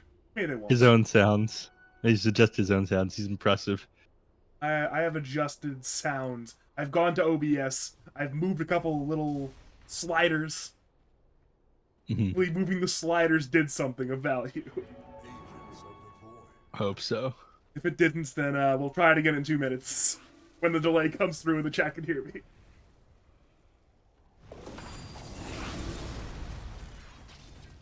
Alright, we are back to Neff's favorite part of the game. Nothing happening. But something might happen in the Radiant side jungle. It's a 4-man. Big plays incoming. Or big misplays incoming, perhaps. Thank God it's a mortal player and not a mortal faith in chat. That guy is intolerable. I remember once I had a Mortal Faith in Slacks in one of my pubs, and it was a great time. Slacks was streaming, I beat his ass, it was great. That doesn't sound great. It's great for me, I was on the other team. Seeing God, Flesh Canoe's dead, but that was a fun pub. We are seeing Festival go towards Microfry, Orb, and Jonathan away, but right towards the open arms of Hobbs and Script Swarm. Over to the remainder of the Dire, they are getting the hell out of Dodge. They don't want to be here any longer. But problem is, Radiant want to find them. They have found the Dawnbreaker, who will BKB to attempt to turn. Here is man fighting. Lower Guardian will bring him slightly more down to the right. Dire again back to Rubik, looking for Near. Near cannot survive. He will die. The roll at this point is too little too late. Puck is dead as well. Also being going on the pole as Hobbs will exit looking to run it. Reply back to Rubik. Rubik is going to die back here, but again, Radiant are going to lose their Ogre Magi in exchange. Problem is, they've lost their Dawnbreaker on the Dire side as well. So it's Dire beginning to crumble a little bit, but the important hero survives, so all is well. Yeah, Polo gets away. You get away in the Bloodseeker as well, so Fat Sloth is out. I'm surprised that Monkey King did so little damage. Just curious about it at first, but then if you look very closely at this Monkey King's talents... And a big avalanche toss combo on Hobbs. BKB just in time. He heals in 5 seconds, not even, but he cannot survive for 5 seconds. Oh. Festival. Only a He's got Sphere. Swashbuckle off a cooldown in a couple seconds here. Polo has step up in 3. Remnants barely off the mark. Toss into the simulate into step forward. Festival will attempt the man fight. Has Swashbuckle, but cannot kill the Void Spirit. 1 hit away from doing so. I turned it around. What a cool hero with so many disengage abilities. I hecking love Pangolier. What a cool hero. Great job. Apparently the voice actor is a very nice guy though. I have a friend who ended up seeing him at a convention. Incredible dude. I love the pivot there from you're about to curse out Pang. It's like, I fucking love Pangolier, but we're seeing here being ruptured. It seems like there will be a coil on Bloodseeker. You didn't BKB that actually. I think it's still on cooldown actually. Wait a minute, Flatsloth. You have made a mistake, my friend. You are going to die here. Wait, never mind. He wanted away from dying. Everyone's alive. Radiant pursue, but he's out of range. Blink up in 1. Can Puck find the kill? Puck, blink available. Monkey King chasing. Orb forward. Orb does not hit, but the Rift will hit. Big plays. Now, okay. Oh! It was worth it. You see him drop the hammer on Sasquatch there? There's been time when I was Sasquatch's manager where I fantasized about doing something like that to him. What kind of team environment did you run, man? It sounds like some wild, crazy stuff. A very healthy one. You got like players who won't talk to each other anymore. Of hearing hammers being dropped, it sounds like a bad team environment. You know, and that's how you build a team of champions. They all hate each other afterwards, and think about hitting someone over the head with a hammer, Don't you have lovingly. don't you have to win to be a champion though? We've won a couple tournaments. True, true. I guess when you say the word champion, you think like lands and stuff, and e-polls on all right. cups are not lands. That's true. Especially when it's incredibly difficult to withdraw money from them. Has the players gotten paid for those tournaments yet or no? I don't know. I'd have to talk to Logical about that one. Okay, logical. I'm pretty sure the players have gotten paid for that because they offered to send me part of the money to the PayPal. Wait a minute, Radiant turns side around immediately. No. Dire chose to fight, but they have chosen poorly. Flesh Canoe is dead, but Nier, can he last steal just enough? No, he's remnanted! No damage. Nier, Microfry, both dead. The trade for Polo. Wait a minute, that's a full 5-9 wipe. Dire are dead. Okay then. Okay then. Dire wiped. They've got buyback into here, but they're not going to. They're going to give up Roshan. I mean, the Monkey King is not doing well. There's essentially Festival carrying this game. I did talk up Festival. To be fair, I talked up the entirety of the Radiance, but I did talk up Festival. Yeah, Nier not doing too hot. Again, he ended up going for this talent, this 450 Tree Dance cast range instead of the Jingu Mastery. But, like, essentially doubles the damage that Jingu Mastery gives you. He didn't end up going for it. He's been great at running heroes down, but he's not been doing a ton of damage himself or great at standing his ground in these team fights. So he's been kind of punished for that one. They brought the net worth lead back, by the way. It is now even again. So it is surprising given that win probability, net worth, and XP all favor the side of the Dire for the while. This is an 84% win probability for them for like a significant period of time. And now they've completely brought it back. Yeah, I mean, right now it's gold and win chance in Radiant's favor. XP still out of their favor, but XP is where it needs to be. That's almost 25. And there's some cool 25 talents for Pangolier. Yeah. I mean, if you consider anything about this hero cool, I mean, he's got a 1,000 slash range ability, then goes on a 5-second cooldown. That's not okay, in my opinion. Rolling Thunder cooldown, so you've essentially got like 50% uptime on your ultimate. Very cool, very cool. I He's was gonna using go for the the word swatch cool cooldown. facetiously, but what can Yeah. we do? Yeah. We are here to have a session of hating Pangolier. We are the president and vice president of the Pangolier Hate Club. I think if we made that club, we can get a lot of members, right? I mean, I'm sure we can get some membership dues. The Pangolier Hate Club. I've spoken to a Valve employee before and asked them specifically to remove Pango from the game, but they didn't do it. Yeah, we have to make a grassroots drive, get send out bumper stickers and stuff. Oh no, you just post a thread on Reddit, you'll be just fine. That's the only place they take feedback. Doesn't Reddit love It's essentially their forums. Yeah, Reddit loves Pango. That's the problem. Yeah. Reddit loves OG, they love Pangolier. That's the problem with Dota right here. Yeah. Imagine running like one of the biggest game platform in the world and having your community forums just be Reddit. It's insane. What can you do? What can you do? Minus 100. Yeah. That's a worthwhile minus 100. Yeah. Minus 50 Valve social credit for saying that, I'm sure. To be fair, I guess there's not a great alternative. I mean, there are the Steam community forums. I've read the Steam community forums, man. I'm not. They have to do some overhauling to fix those. Or even their support tickets or other things like that. All right. Nice remnant they dropped inside the trees here. This is going to scatter anybody who gets too close to them. It'll allow them to safely back up, and Twitch isn't able to approach that. I think they should go on Hobbs here, given they've had a couple people TP out. We got Dawnbreaker Ultimate as well. He's just not finding anybody on Polo. He's afraid to commit too hard. Hobbs manages to make it away as well. Fools will not be so lucky, though. He got ended up being coiled on the Radiant side to wait Soul Guardian just away in time.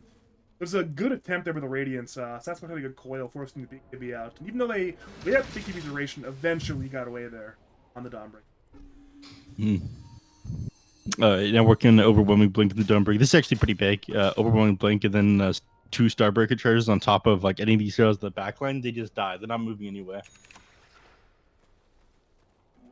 Hey, it is time for the Gem of True Sight, so it's time for Radiance to upgrade their vision game. Little do they know Dire don't really have any wards on the map right now. Overconfidence, in my opinion. You get the gem when you have complete control of the map. They've counted them out. They're only up 2k net worth right now, and they think they can get away with buying a gem? Absolutely not. Put them in their place here, please, Toilet Jork. Then it's fake it until you make it. You use the gem as if you have map control. Get some D wards and suddenly you have map control, perhaps. Maybe that's the idea there. Walk on up, you ward a ward. Walk on up, you ward a second ward. Like, that's... Suddenly, those 2 wards were dead. What does Dire do map control-wise? They see nothing. Please do something about this. Punish them. Run into them. I want to see blood. Look at them. Look at their vision game as well. They see both these heroes coming in. You can jump on top of Pangolier here. You just need to disable him. Please kill him. Okay, never mind. He's got the Aegis for another 10 seconds. We get the idea. Do this in 10 seconds from now. It is going to be difficult, but if it succeeds, it is a big reward to play. Right now, okay, Dire will show the Void Spirit, but he is quite the crafty man. Very hard to go on, and for the time being, it's standoff time. It's time for the tension to slowly bubble, slowly build, and perhaps we will see a crescendo quite soon, but for now it is sitting back and not making a playtime. Boo! Well, luckily, Make a play happen. we're only like 5 minutes to the next Roshan. Boo! I'm sure the third Roshan will make something happen, right? Certainly something will happen soon. I'm sure, I mean, it has to, right? Eventually something will happen. It's inevitable. I mean, we're seeing it smoke right now. They'll find Sasquatch, who has a gem for that. Wait a minute, Puck. Drops away. No. Puck dead. Gem on the floor. Near will attempt the man to fight Wukong's command. Festival is rolling. Gem still on the floor. It's now gone again. Tiny grabbed it and lost it. Clue is dead. Near dead. Everyone's beginning to buy that. Tiny, the first one to use it.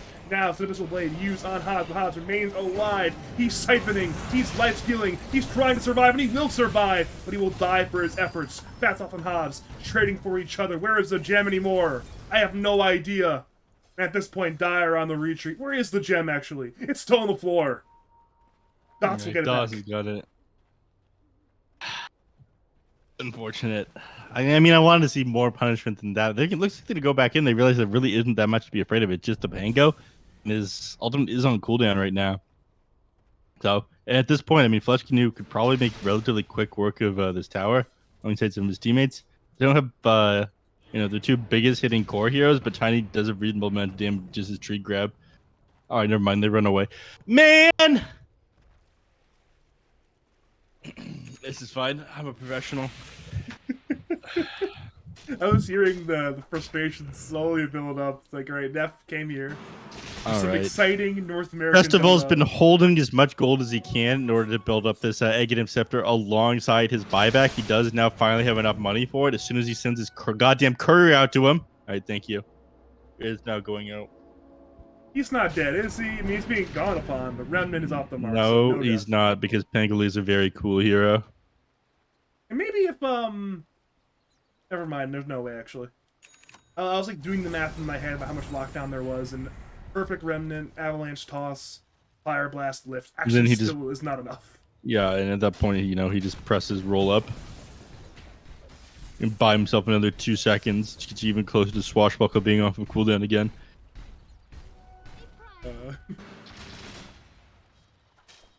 Oh, sorry, it's 2.75 seconds, my bad. At least they reduced it from 4 seconds into 2.75. That's still quite a large amount of time, though, too. Yeah, there's a lot of invulnerability on this hero, especially given that you've got like a damage reduction ability as well. And I'm not going to get into it.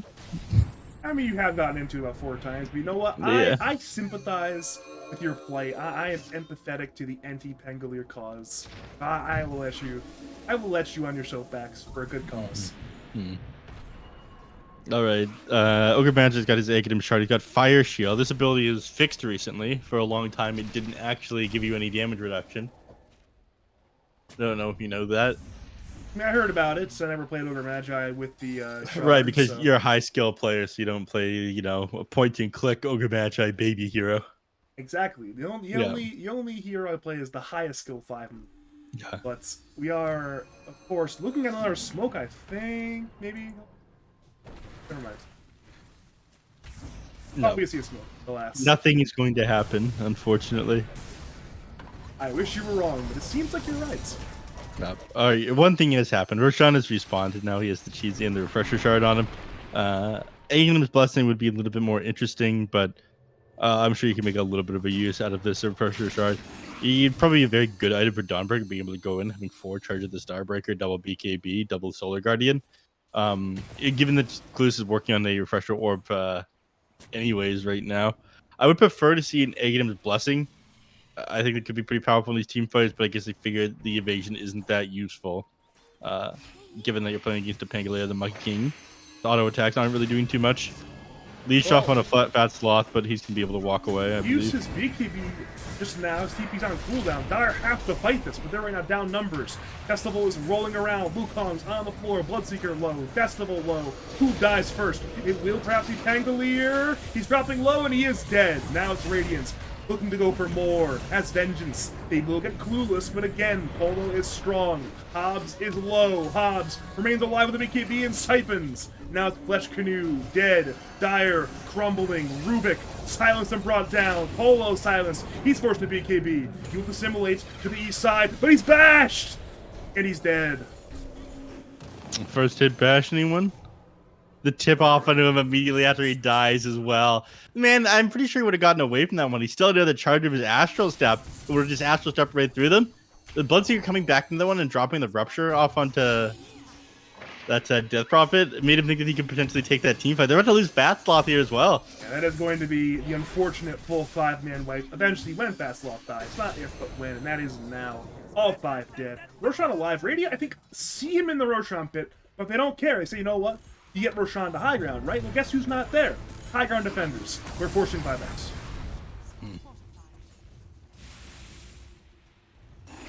They forced a buyback so far, but it's time for more buybacks. At the very least, Bloodseeker, I'm sure it's the buyback here, and even then, if they use every buyback, it's a 4v4, and it's a hard 4v4. What can you do? That is the Bloodseeker buyback. Again, Bloodray attempts to delay. It will drag the creep wave to the T4 towers, but the Rax, they are dead. Yeah, I mean, the only saving grace right now is the fact that tier 2 is still standing in the mid lane, and that's why they don't move over to the mid tier 3 and grab that. They'd probably be forced to get back before the Void Spirit respawns. It would be able to take the Rax as well, but you know, tier 2 still standing means that they can get much there. I think at this point they probably want to start setting up around the pit. Both teams do. This is the next major objective for them. Aegis cheese the refresher shard I don't think is super useful for any of these teams, but Verse shard is again like kind of useful in the Dawnbreaker, like I was talking about earlier. We're still working on the refresher orb. I wouldn't mind it on the Monkey King either. Double BKB, double Wukongs. Sounds pretty powerful. Yeah.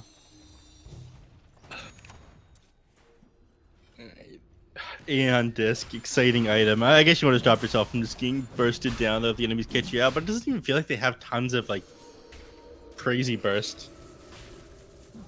Dire X have is gonna be limited quick. info right now. Oh no. Free Roshan. Yeah, Exodum's gonna make quick work of this one. Went for the extra Exodum spirits instead of the spirit save from refresher time, so even more damage off into the Roche. What do they take a refresher shard on? Yeah, it's gonna go Monkey King. Double Wukong's command is pretty big. Mid lane, Radiant hunts, but Dire will run They'll away. walk away. Yep. This is going to be very difficult for them. You've got the 25 on the Monkey King, and you got the refresher shard.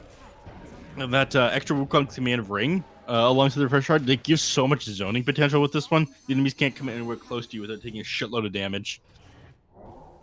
So they're just gonna like clear out this tier 2, walk up to the high ground, drop the Wukong's command, and they go, okay, we'll go ahead, try to fight into my Wukong's command and attack me. You're probably just going to die doing this. And then they can do it again. Except they don't do it. There's one play they can make is big plays from Tiny. Link, toss him out of Wukong's. That's the play right there, if it's possible. Yeah. I think it's gonna be like the major goal of the Ogre match to get like an ignite off onto the Tiny, so his blink dagger is disabled. Actually, you have a flicker on Tiny, so you can just dispel the ignite every 5 seconds. Cool. Like Radiant will play it patiently. There's 4 minutes remaining on the. Boo! We are going to see the waves get brought in. Hobbs actually doesn't have travel, so it seems like they'll be about a minute away from at least anything. But all 3 waves are beginning to come in. Perhaps when all 3 are in the dire side base or its periphery, it will be go time. We are chilling for the time being. Boo! Sorry. Despite the boos, they will not go in any faster enough, unfortunately. I wish we could boo loud enough that they would hear, but they're not close enough to us to hear us. Yeah. Come on, Draiden fan club. Get some fucking kills. Wait a minute.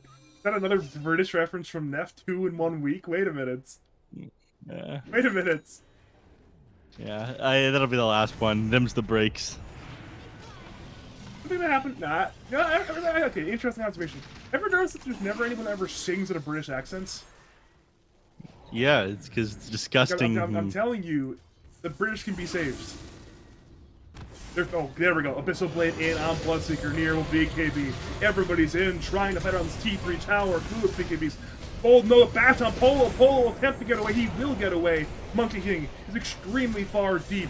As Clueless zones away the remainder of the Radiant team right now. Sasquatch engages. Tanks the Remnant. Huge tank from Sasquatch. Now near. Can lifesteal up. What a big play from the puck. Clueless dead. Wukong's again on the floor. That will likely be the middle racks as well. Again, Pangolier is still rolling around. Still being a nuisance. Monkey King hits the buildings. Remnant on the Ogre Magi. Polo will bring down Doss. E-Blade is now there. Onto the Pango as well. The Pango is low. He might just die. Swashbuckle, roll up. Is there damage? Please, there's the damage. Festival dead, Doss dead, but Radiant get the middle racks. It's retreat time. Puck jumps away. Bloodseeker wraps around and ganks, has the BKB, but he's bashed. Abyssal Bladed, bound the strike. BKB just there in time. Monkey King dropping, has 2 lives. 1 is forfeit. Puck low, DP low. DP dead, Tiny dead, near again with some man fight, but Polo steps away in time. Dash on Rubik, silence on Rubik, again Polo incredibly low, he goes in to simulate the big ball play to bring down near the lone survivor. Sasquatch has cheese, but he cannot use it, he has been bashed, the gem is forfeit, it's a full 5-minute wipe and Dire technically have defended their high ground to an extent. What an easy game for the side of Toilet Jork. I was never even worried they would go down there. His voice speed way too good. Look at him juking and jiving, dodging him out there. Absolutely played them. Well, there were a couple of mistakes there for the side of the Radiant there. Like, you know, the first initiation, the Wukong Simeon went right in without dropping his ultimate. He ended up dying before getting a refresher shard off and getting into the Satanic or BKB off as well. So, you know, things to be improved on there next time they push the high ground. If they have another opportunity to, that is. I mean, this Monkey King didn't have money for buyback. You end up buying out of the Pangolier after he went down, so they're going to get a little bit more map control off of this one. The question is if they get anything more than just this tier 2 on the Radiant side. They could walk up high ground here, but then you have potential to just turn this one around and punish on the Radiant side. Like, again, Sasquatch does have buyback available. He could just buy back Dream Coil these heroes. Like if you don't go in though, like sure you don't risk losing the fight, but then your win condition of forcing out these key buybacks is instantly lost. And again, you're playing down 2 racks. I think this is the correct choice. I think this is the correct choice backing up. Right, Festival's rolling in top lane. Radiant can bring 3 to the fight. It will be a 3v5. Festival is rolling around in a little divot inside the map right there. Hobbs will BKB running forward in Exo. Batsloth, BKBs. It will succeed. Pango is not in range to bash. Now Dire will retreat. They force out a grand total of 0 buybacks. They get 1 whole tier 2 tower. A pitiful return for their team fight win. Yeah. They do get one thing though. The Wraith Pack totem is now done on the Tiny, so there'll be decent damage reduction in this next team fight. Assuming you can on top of these targets. I mean, the Wraith Pack total can move. You know, it'll eventually get there. Mm-hmm. It'll eventually move where you need it. What's with these long ass games in League of Lads? The problem is having these games, the two teams are relatively even. If you want, I can get like one of the real championship contenders against a craft No, team, no, no, and then no, you can no, see, no, no. then you can see the 20-minute games. I guess The issue is these guys just don't know how to. The issue is these guys don't know how to end games. I'm here to defend the honor of my players right now. Absolutely not. This Monkey King, he walked up to the high ground. He didn't press Wukong command in order to secure the building the first time the Radiant tried to go high ground. I was watching that one. That was a suboptimal play right there. I'm here to defend the honor of my players. I'm here to defend the honor of NA Dota. I'm here to defend the honor of my players. Okay. I'll hear you out. Why didn't Nier use Wukong's command when we walked up that hill? Was scared of big blink toss plays. Oh, he was scared? I thought you were defending their honor, not calling them little scaredy cats here, Badger. Okay, you may have gotten me into a corner. You may have forced me into quite a hard predicament to get out of right now, but Nier got the Wukong off eventually to kill the Rex, Oh! Wow, clueless! That was nearly fantastically perfect! Problem is Nier got out of the BKB, missile late is in, Nier is low, but he's again, let's say, doing the mastery, clueless, dropping Solar Guardian in place! That will be a death on the Dawnbreaker. Big opportunity, big attempts, but unfortunately, no kill on Nier. That was your refresher orb as well.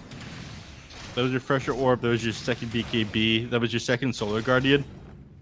I don't think you can defend if they decide to push in the game here. I'm pretty sure they just take the last set of racks. Does Monkey King have his refresher orb? No, he doesn't. But he's got Wukong's command back available again. Yeah, you just walk up to the high ground, drop a Wukong command ring. Like bottom and mid lane are both being shoved in. Unless you have somebody split pushing right now. These lanes are here. They have no way to get back to our protection. You just ended up losing the game. That's exactly what Nier's doing. All right, the man knows that he's able to close this one out. Simply walk high ground. Mid is being pushed in. All right, good. Good. Yeah. Primal Spring down. Drop that Wukong command underneath by the tower. Make struggle to go in on you. You can close the game out right now, Nier. Do it. All right, they're doing it. It is go time. Exo. Aeon just popping in comes the Wukong's command. Dire will glyph. Perhaps their last glyph of the game. This is one hard defense that they must defend. There is no alternative to defending. You cannot let this go. Dawnbreaker buys back, step in Polo. Will silence on 3 heroes. Stunning on 2 with Simulate as well. Puck gets stunned back by Clueless. What a fantastic stun from Clueless. Festival dead. Puck is low. Puck is going to die. Radiant actually collapse here. The Exo is ending quite soon. Flesh Canoe is dead, but Radiant are falling. Solar Guardian in. Hobbs, no, the lifesteal. The huge lifesteal. The Exo ending to bring down Polo. Polo buys back. Hobbs is low again. The roll through by Festival, who bought back into the fight. Radiant again with 5 whole heroes. Dire have 4. Everyone but Tiny. That's a dieback on Tiny. Again, Radiant return to the high ground. No Wukong, no Exo, but again, they have the will to fight. The tree was killed, actually, for the Monkey King, but again, he's still 2/3 HP, half HP, has Satanic. They're trying to lock him down again. He's stunned again. He's silenced, never stunned through, but again, the Radiant remain alive. The lockdown was there, but the damage insufficient. And Dire are crumbling. Die back on Fastlaw. Die back on Polo. At this point, Radiance, it is going to be a fight win. Nier has fallen, but Nier can buy back and again return to the fight. Fire Blast on Dawnbreaker, a death on Dawnbreaker. Tattoo, it's a dieback, and Rubik cannot defend in a 1v5. That will be Megas, that will be game, and that will be a victory for Draiden Fanclub. At least it looks like it. I mean, they haven't tapped out yet. No GG is called. I mean, certainly after the Rubik goes down, he's buying back in the gig. Microfry says, I didn't hear no bell. I'm going back in. There's no G's in the chat, but there's G's in their minds, and there's now also G's in the chat. Yeah. Okay, Rubik, Wukong's command lagging our games out, but it does not matter. That's still game 1 victory for decided Draiden Fanclub. Yeah, but not surprising. I mean, you did talk about how this team was the 1-1 masters. You know, they do nothing but tie up their games. I'm pretty sure we'll see it go the other way around in game number 2. 56 minutes is no joke. Took them a while to build up to going to the high ground here. I'm not proud of that part. A little bit of a sloppy start, but I ended up throwing their lead away. A couple misplays from them. I think if they itemized a little bit differently as well, things could have gone a lot better for them. The Dawnbreakers item trove is a little bit weird, and it feels like they never had enough lockdown for Festival on this Pango. He got to do basically whatever it was he wanted this game. Once again, they picked the Bloodseeker to counter it out, but it's hard to counter out Pangolier. Counter Pangolier, then Pangolier will counter the counters, and then well now what? I guess we've got Hexes and Abyssal Blades. That's every hero in Dota. Not really like a Pangolier counter. Yeah. I need to be right back. You might need to give me like 10 minutes. I'll be here. The game was a lot longer than I thought, and I went from waking up to casting this game, so I got something to take care of real quick. You go. I'll be here. I will keep a camera on your empty chair. We'll pretend Neph is here. And I'll see you soon, Neph. Enjoy your whatever you're doing. Alright, so it is, we have lost the great Neph. He's on a temporary hiatus for whatever real life affairs is up to. At this point, we have some lines to look at if you're a line staring enthusiast. Number 1 net worth, Pangolier. I don't see it that often. Once again, Bloodseeker. Number 1 net worth for most of the game. Monkey King for a lot of it neck and neck towards the end, but Pangolier number 1. Bit of a shocker on that. Oh, Neph didn't pick a slot. Oh no, that'll be fine. It'll be fine. You can make it work from the broadcaster slot. I'm sure it'll be fine.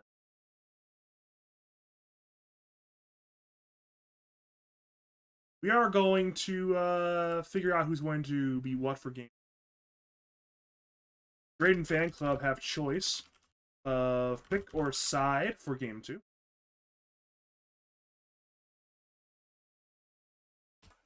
Jork and company won the coin flip game 1. They chose second pick. Draiden Fanclub chose Radiance. There'll be choice, of course. Choice, of course, between the pick or the side. I know, I think this team's picked both Radiant and Dire in the past, but I would expect a second pick selection for the side of Draiden Fanclub. It would be the expected outcome. What do you think, Neph's empty chair? I'm looking in the correct direction. I'm not. Alright, the empty chair has not responded. It's okay, though. We are waiting for still a choice of side or pick. Instead, we're getting multiple flavors of useless shit posting in the lobby chats. Usually, with most Dota streams, you don't get to see the lobby chat. Usually, you cut away to a screen of some kind. A filler screen, techno music, ad placements, all that wild and crazy stuff. None of that tonight. We have me staring in the wrong direction, not towards the camera, discussing relatively inane things in the life. But you know what? If you want to, you can put on your own music. Mute me for 10 minutes for all I care. I'll be here. And then when you see Neph return to the chair, then you can unmute the stream. But for the time being, still waiting on choice of picker side. That is the thing we are waiting on for Jeet. Has not quite. But eventually, at some points, somebody, some way, somehow, will select anything of the. I'm gonna ask again. Draiden Fanclub have the choice, pick or side. Rephrase it slightly, you know. They don't respond in the next about 90 seconds. We're gonna get a little bit passive aggressive. We're gonna say you still have choice, pick. You know, it's like you gotta coax it out of the players sometimes. You gotta ask them multiple times. Make sure they saw the message. They're responding to the these messages. But alas, we are here, vamping, filling the dead. There we go. Or the Jork will now have choice of Radiant or Die. Generally, teams choose Radiance.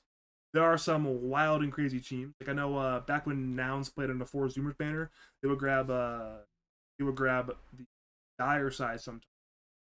Some other teams have grabbed Dire in the past, but generally Radiant is the preference of both Pusher and Pro. Dota 2 gamers. Lobby settings are correct as far as I'm concerned. I double checked it. So we are now waiting on Clueless to take the slot, slide on in to purple slot on the Radiant side, and then when that happens, I'll press the blue button to return to action and let's see if history repeats itself. And Toilet Jork can win game 2, because once again, this is that loves their 1-1. They are a 1-1 enthusiast. And right now they're down 0-1. So to create a 1-1 from a 0-1, it has to be the 1-0 second game. I would love to see a first phase Pudge from Toilet Jork. They love to pick Pudge. They love their Pudge pick.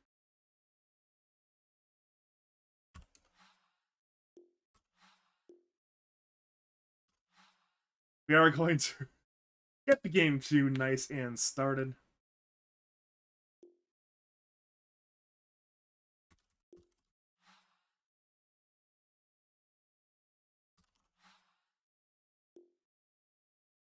We are doing a little bit of lobby banter. We are just waiting on a Draiden Fanclub G. And then when we see a G, only one team has said G, sadly. So he's we're gonna wait for the Draiden Fanclub G.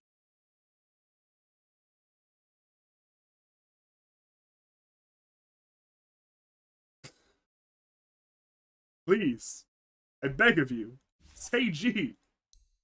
I'm running out of things to say. I need new visual stimuli.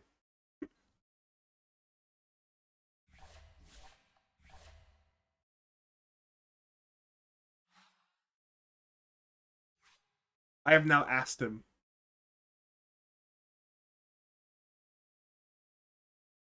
He will be back. For those who are wondering where Neph is, you see Neph's chair. You see no Neph in it. He'll be back. He's taking care of some pressing real-life matters of some kind, I'm sure.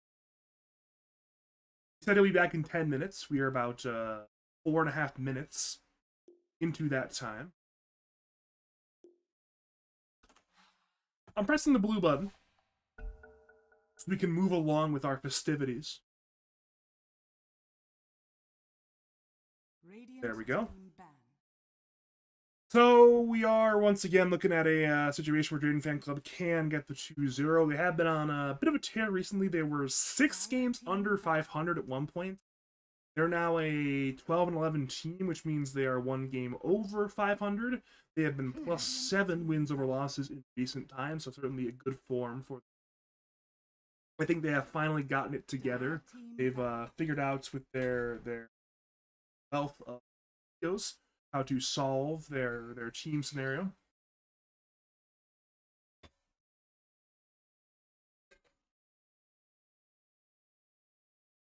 Impossible.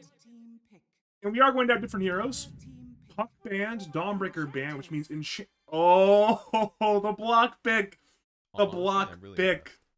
So, ordinarily, see teams ban out the Enchantress because Doss, the 5-player of Draiden Fanclub, big enthusiast of Enchantress 5. If available at 5 pick, they will usually grab it. But this time around, no such case. Block picked by Toilet Jork. Flesh Canoe likely will play in the 5 role. That is my best guess. Means again, it's going to be interesting how Draiden Fanclub respond to a hero which they know very, very well. The answer will be Crystal Maiden. Played 5 to frostbite the Enchantress creeps, I am assuming. Could be wrong about that. Things of that nature. There's a lot of options still with how they could potentially do this.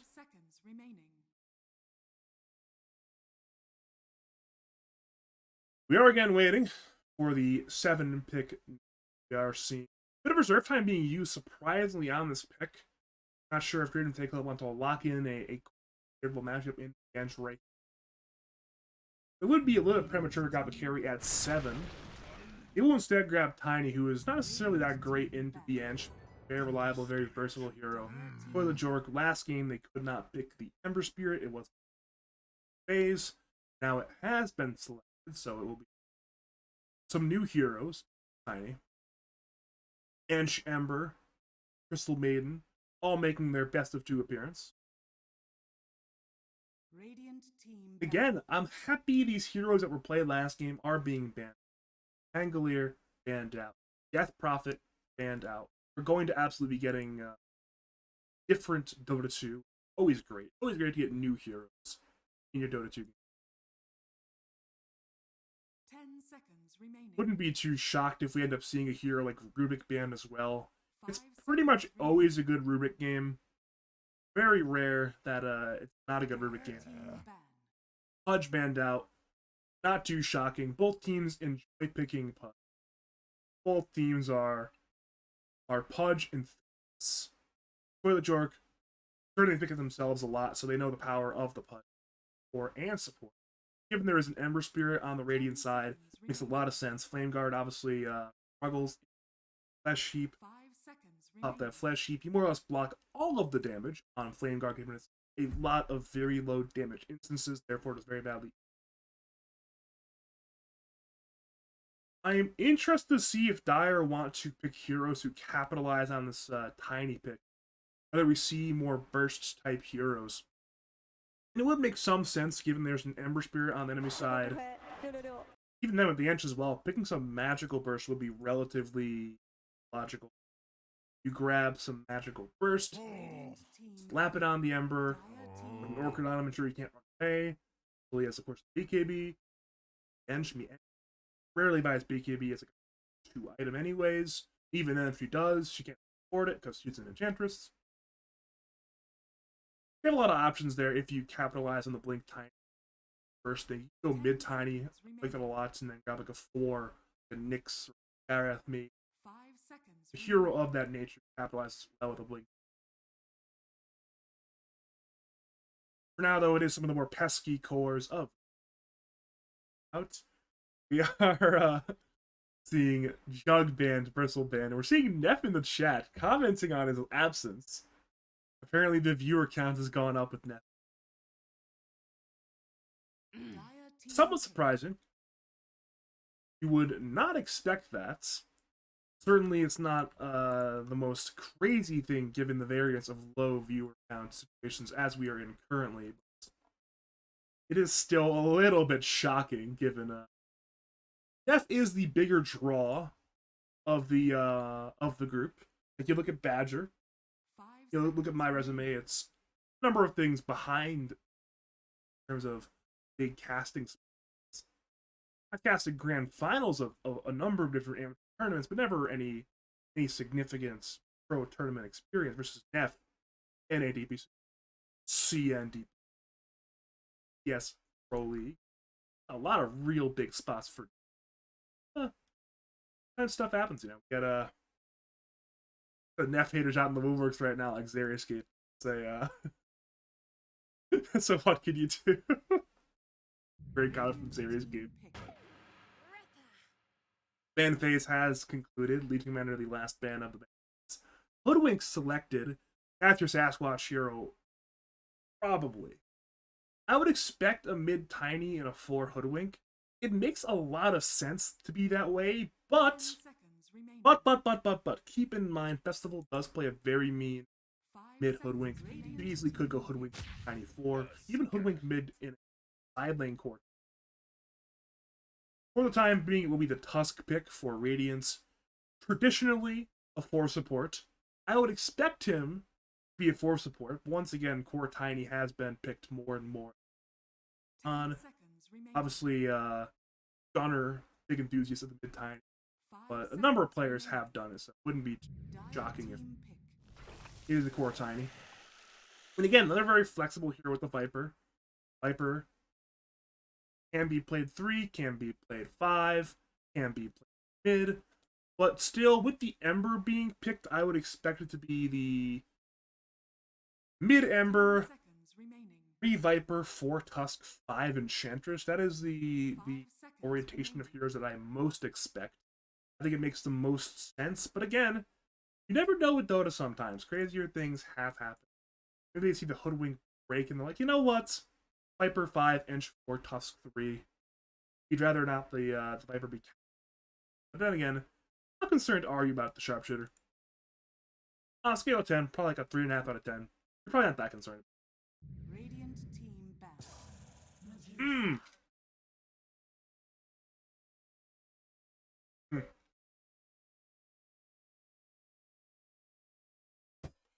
That right there is probably Nier's second best hero. You can argue if it's best or second best or third best, but certainly Nier Medusa is a throwback classic. You go back to the year 2020 or the year 2019, get Nier Medusa in the server, and you're going to own your Dota 2. Even 2021 Nier Medusa in a lot, you're gonna own some matches. Now, this game, it's certainly a pretty good Medusa game. The Viper lane is not going to be fun. Outside of that, I think you're relatively fine once you have your Medusa item. I would expect Manta, Scotty, and likely a BKB as well. I think once you get that sort of like random timing, you throw in a Dragonlance on top, that's when you're kind of too big to fail. I don't really see what Radiant do once this hero has D plus the Manta, plus the Scotty, plus that BKB third item. Team ban. I'm really not sure what you do then. Hypothetically, you can Walrus Punch, Walrus Kick the Dusa out of position, but again, you follow up lockdown. Like if you had perfect lockdown, you could use that. Like, alright, kick him out of position, chain stun, then Medusa could not Manta, could not 5 BKB. seconds remaining. Stone Gaze. Problem. Look at what the Radiant. Look at this lockdown on the Radiant team. It's not going to solve the problems. Like, this is. You don't have stuns. There are not stuns over here to my rights. To your left on the screen. There are not stuns selected. There is lockdown, certainly, but it is a soft control. It is soft CC. Not what you need to really chain stun this Medusa. So if you're going to deal with the Medusa, it's going to be through this last pick and winning the lanes and really taking control of the map before you fail. 5 seconds Which remaining. means if you're Toilet Jork, you know that you have to play well. You have to make big plays. You have to play the top lane very well. You have to control the map, ideally, minute 15 or earlier. Make the big plays. Control Dusa's try camp. Maybe gank her when she's farming an ancient stack. These are the plays you need to make, because if Dusa 10 can seconds play remaining. Medusa Dota, then you're going to lose. Instead of losing on Medusa's terms, where she gets creeps and kills you, you need to instead lose on your terms, where it's force the plays, make opportunities happen,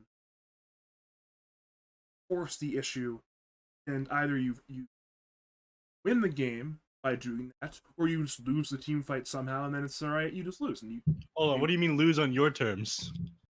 I I thought the mean, goal is to win on your terms. one thing is, I would rather lose on your terms than lose on the opponent's terms. Because this game, losing on the opponent's terms means Dusa farms for 42 minutes, and then you lose. I would rather team fight, get wiped, and then call GG than sit back and get death by 1,000 Dusa split shots. Welcome back, I Neff. see. Thank you. Back. Well, glad to have you back. Thanks. I'm going to the bathroom real Congratulations. fast. Good luck. All right, I got this one. All right, fellas. Now it's a Nephcast. I'm taking over Badger Pablo's channel. This guy's career is done. Let me tell you. Timbersaw as a last pick. Oh no. Okay, this is not good. You're playing against one strength here. Sure, you're going to kind of struggle to play against it in the lane, but after that, it is going to be useless. I have no faith in Draiden Fanclub against Sasquatch. Is a wash drafter. He's going to stand no chance. Yes, he's got the tiny underside, which I'm a big fan of, but they're going to be done here. All right. Sniper, Viper, Tusk, Ember Spirit, and Chandras is going to be nonstop running at these heroes. And how do they jump the back line? That's the fun part. They don't. They have no way of getting on the back line. Draiden Fanclub have already lost this game. It is going to be too easy. That Sloth, he's going to be a thick boy sitting in the back, man. That's going to be an extra fat Sloth this game. Now, let me tell you, I got myself some Burger King before we started as well, before it closed, because that last match ended up taking 50 minutes. It was definitely worth it. All right. What else we got going on this game? A CM, that's a dead hero. I wish Arcane Aura wasn't so awful. I mean, they had to buff it. They've essentially made it like twice as good. So whenever you cast spells nearby, your allies end up getting bonus bin, and you get a little bit of mana back as well. But what a useless fucking ability in current year. 2 mana regen to all of your allies. That is so awful. That is so awful compared to what most things give you. You get a Ring of Basilius, and sure, the Ring of Basilius isn't global, but you don't have to put any skill points in it. It gives you 1 mana regen. It does half of what Arcane Aura gives you. 1 mana regen is so awful. It is so bad.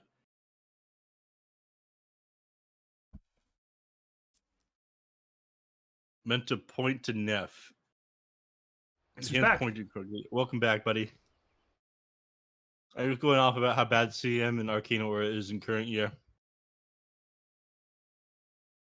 I'll give you a what can you do in response. If you are just joining us, welcome to game number 2 of some Legal Ads Season 10 action. It is Toilet Jork, who lost game on the radio, taking on Draiden Fanclub in the Dire. My name is Badger, and I'm joined importantly by the great and majestic Nephsensei, who is back from his 10-minute hiatus, and we're both once again together for some hot and spicy Game 2 action. Yeah, hot and spicy, like the new hot and spicy ghost pepper nuggets from Burger King. I'm assuming your hiatus has something to do with hot and spicy ghost pepper nuggets. We already see a hot and spicy ghost being made top lane with DOS going down for first blood. That's a ghost of Crystal Maiden for 11 seconds. That's a segue if I've ever seen one. How could you accuse me of something like that? I can hear you eating, right? Don't you have a cam on? I can see you eating. No. I can see you eating. This is Jeff. slander. What do you mean, slander? Look, I need to hit up the Burger King before it closed. I had about half an hour left. What do you mean Burger King close at 8 p.m. at your time? Battle begins. Burger King close at 8 p.m. What can you do? Country. What? No, 8 p.m. for Burger King? For the dine-in, yeah. I mean, I thought the drive-thru. I thought close early here at like 10 p.m., 8 p.m. Vancouver's like a big city. Yeah. Aren't there like people there? Yeah. They're just not Burger King enthusiasts? I don't get it. What can you do? Agreed. Series Cave says, the more I listen to Neff, the more I understand why deaf people are not considered disabled. First of all, that's insensitive. Second of all, deaf people are considered disabled. I mean, okay, oh wait. Walt, Big Toss top lane on Flesh Canoe, Sasquatch, read the Enchantress perfectly, knew the Enchantress was top lane. That's a Big Toss plaque. Okay, that was a big one. They never expect 3 heroes up the top lane, but they're running as tri-lane. They're doing so successfully. In fact, both teams are running this one. A tri-lane against a Tusk, and you are winning? This is a rough start for inside of Toilet Jork here. There's no way Timbersaw is dead, right? There's no way. He is injured, though. He is certainly injured. Radiant's bottom If we're being Timbersaw? technical with U.S. I mean, tax this code, isn't- though, if you're not blind, they don't really care. That's the one disability they care about. Like, if you're blind, you get a special tax rebate. is under attack. Maybe a tax refund, actually. Not important. There's a section on your 1040 where if you're blind, you get an extra number there. If you're anything but, I think it's blind and elderly. If you're not that, then you're out of luck. I see. I care a lot about U.S. tax code. You should. You should. You know, you're getting. I joke somewhat. We are seeing some more tri-lane action top lane now. Tri-lane be tri-lane, a rarity nowadays, but always a great time. Yeah, this very easily benefits the side of Radiant, by the way. The fact that they have a Viper versus a Timbersaw lane. Look at Hobbs right now. Look at the absolute state of Hobbs. Hobbs fans are despairing. They're in despair, utter despair. He is underneath the tower. He has 3 CS so far. He's getting run down. I'm pretty sure Clueless just sends himself out more like mana regen. Dude, Hobbs, you're going to die. But it's occurred to me, because you weren't in the slot, you can't see my arrows being drawn top lane. Flash Canoe and Sasquatch both will die. Big trade stop lane, and now again it's carry on, carry action. Fastloff losing the trade. Snake up in 3, but no kill. I wasn't in the slot. Oh no. No, it's me. It's fucking amateur hour over here. Ultimately, it's going to be fine. The one thing you're missing out on is my sick arrows and boxes and X marks. I drew a frowny face you didn't see. No. Yeah, I'll just pretend that they're there. Unfortunately, I won't be able to see your boxes and arrows and smiley faces, but that's Dota 2 for you. Yeah. Been raided by Double A? Thanks, Double A. Hey, remember when, wait, Hobbs is dead bottom lane. I missed the kill for that.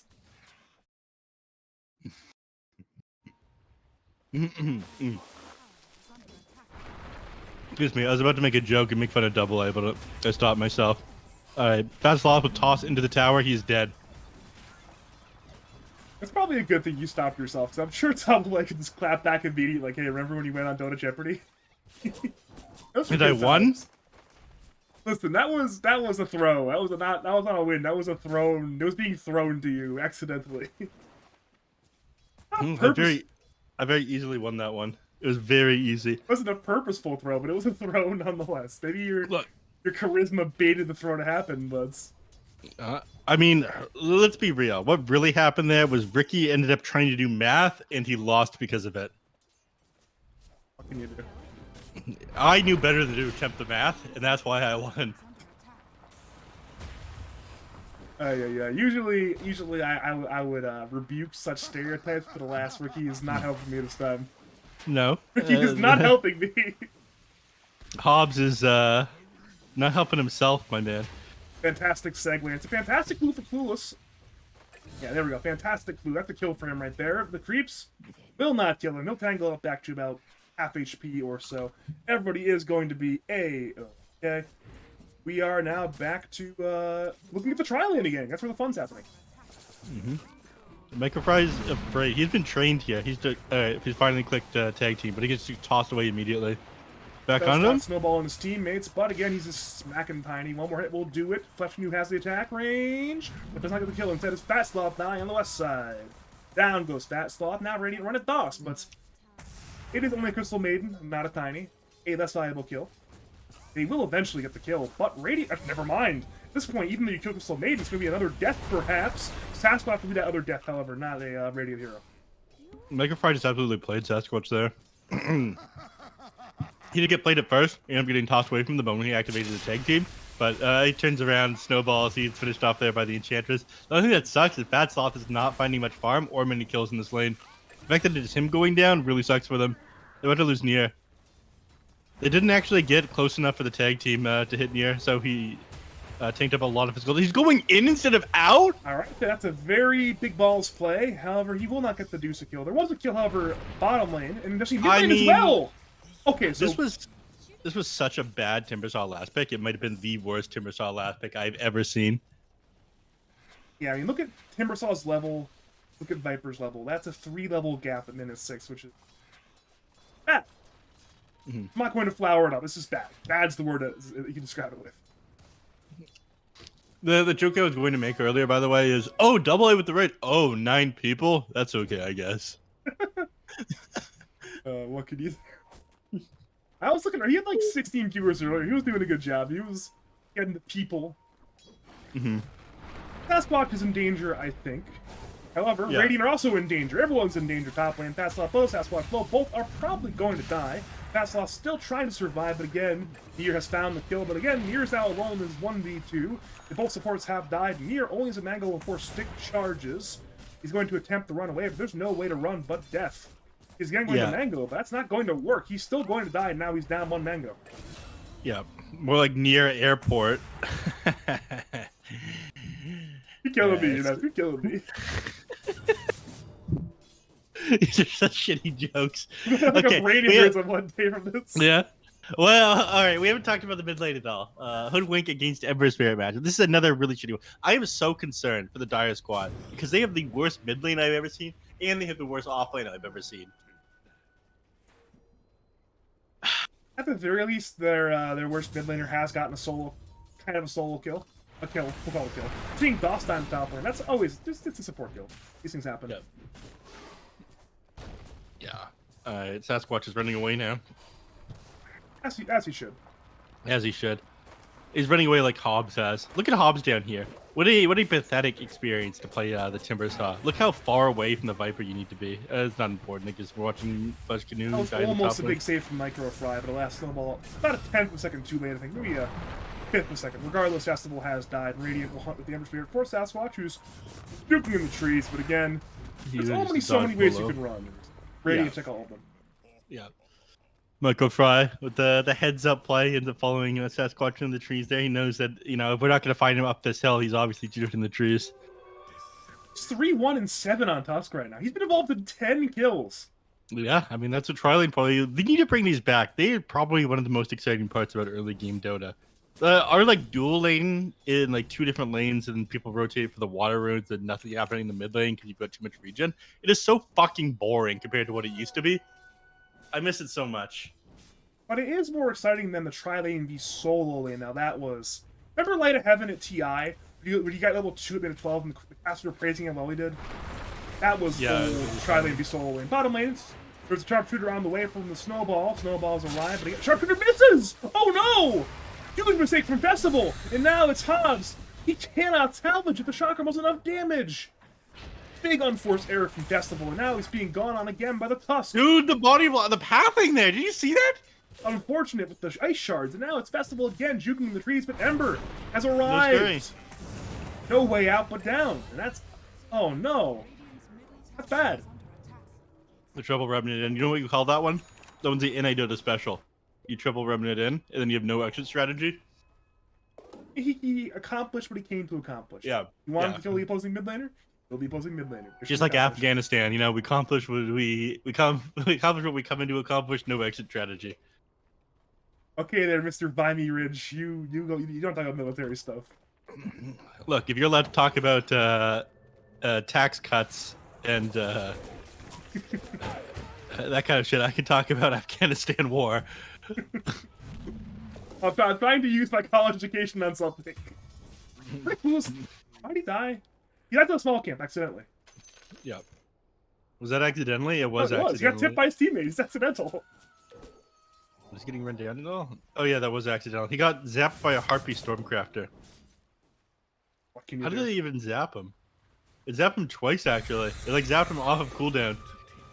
God, that's just Dota 2 for you, man. That's just Dota 2. There's just no other game where that can happen, I don't think. For better or for worse. Yep. Timbersaw is getting run down now. Yeah, I mean, he's going to attempt to chain away, and it will succeed. Radiant want the kill. Hobbs is ever so slowly dying, but again, has that Timber chain away. Micro Fry is hunting a snowball in 7. Instead, Radiant go for the easier target, that is Crystal Maiden, who has a 5-charge stick, but yeah, he's going to die. Goodbye.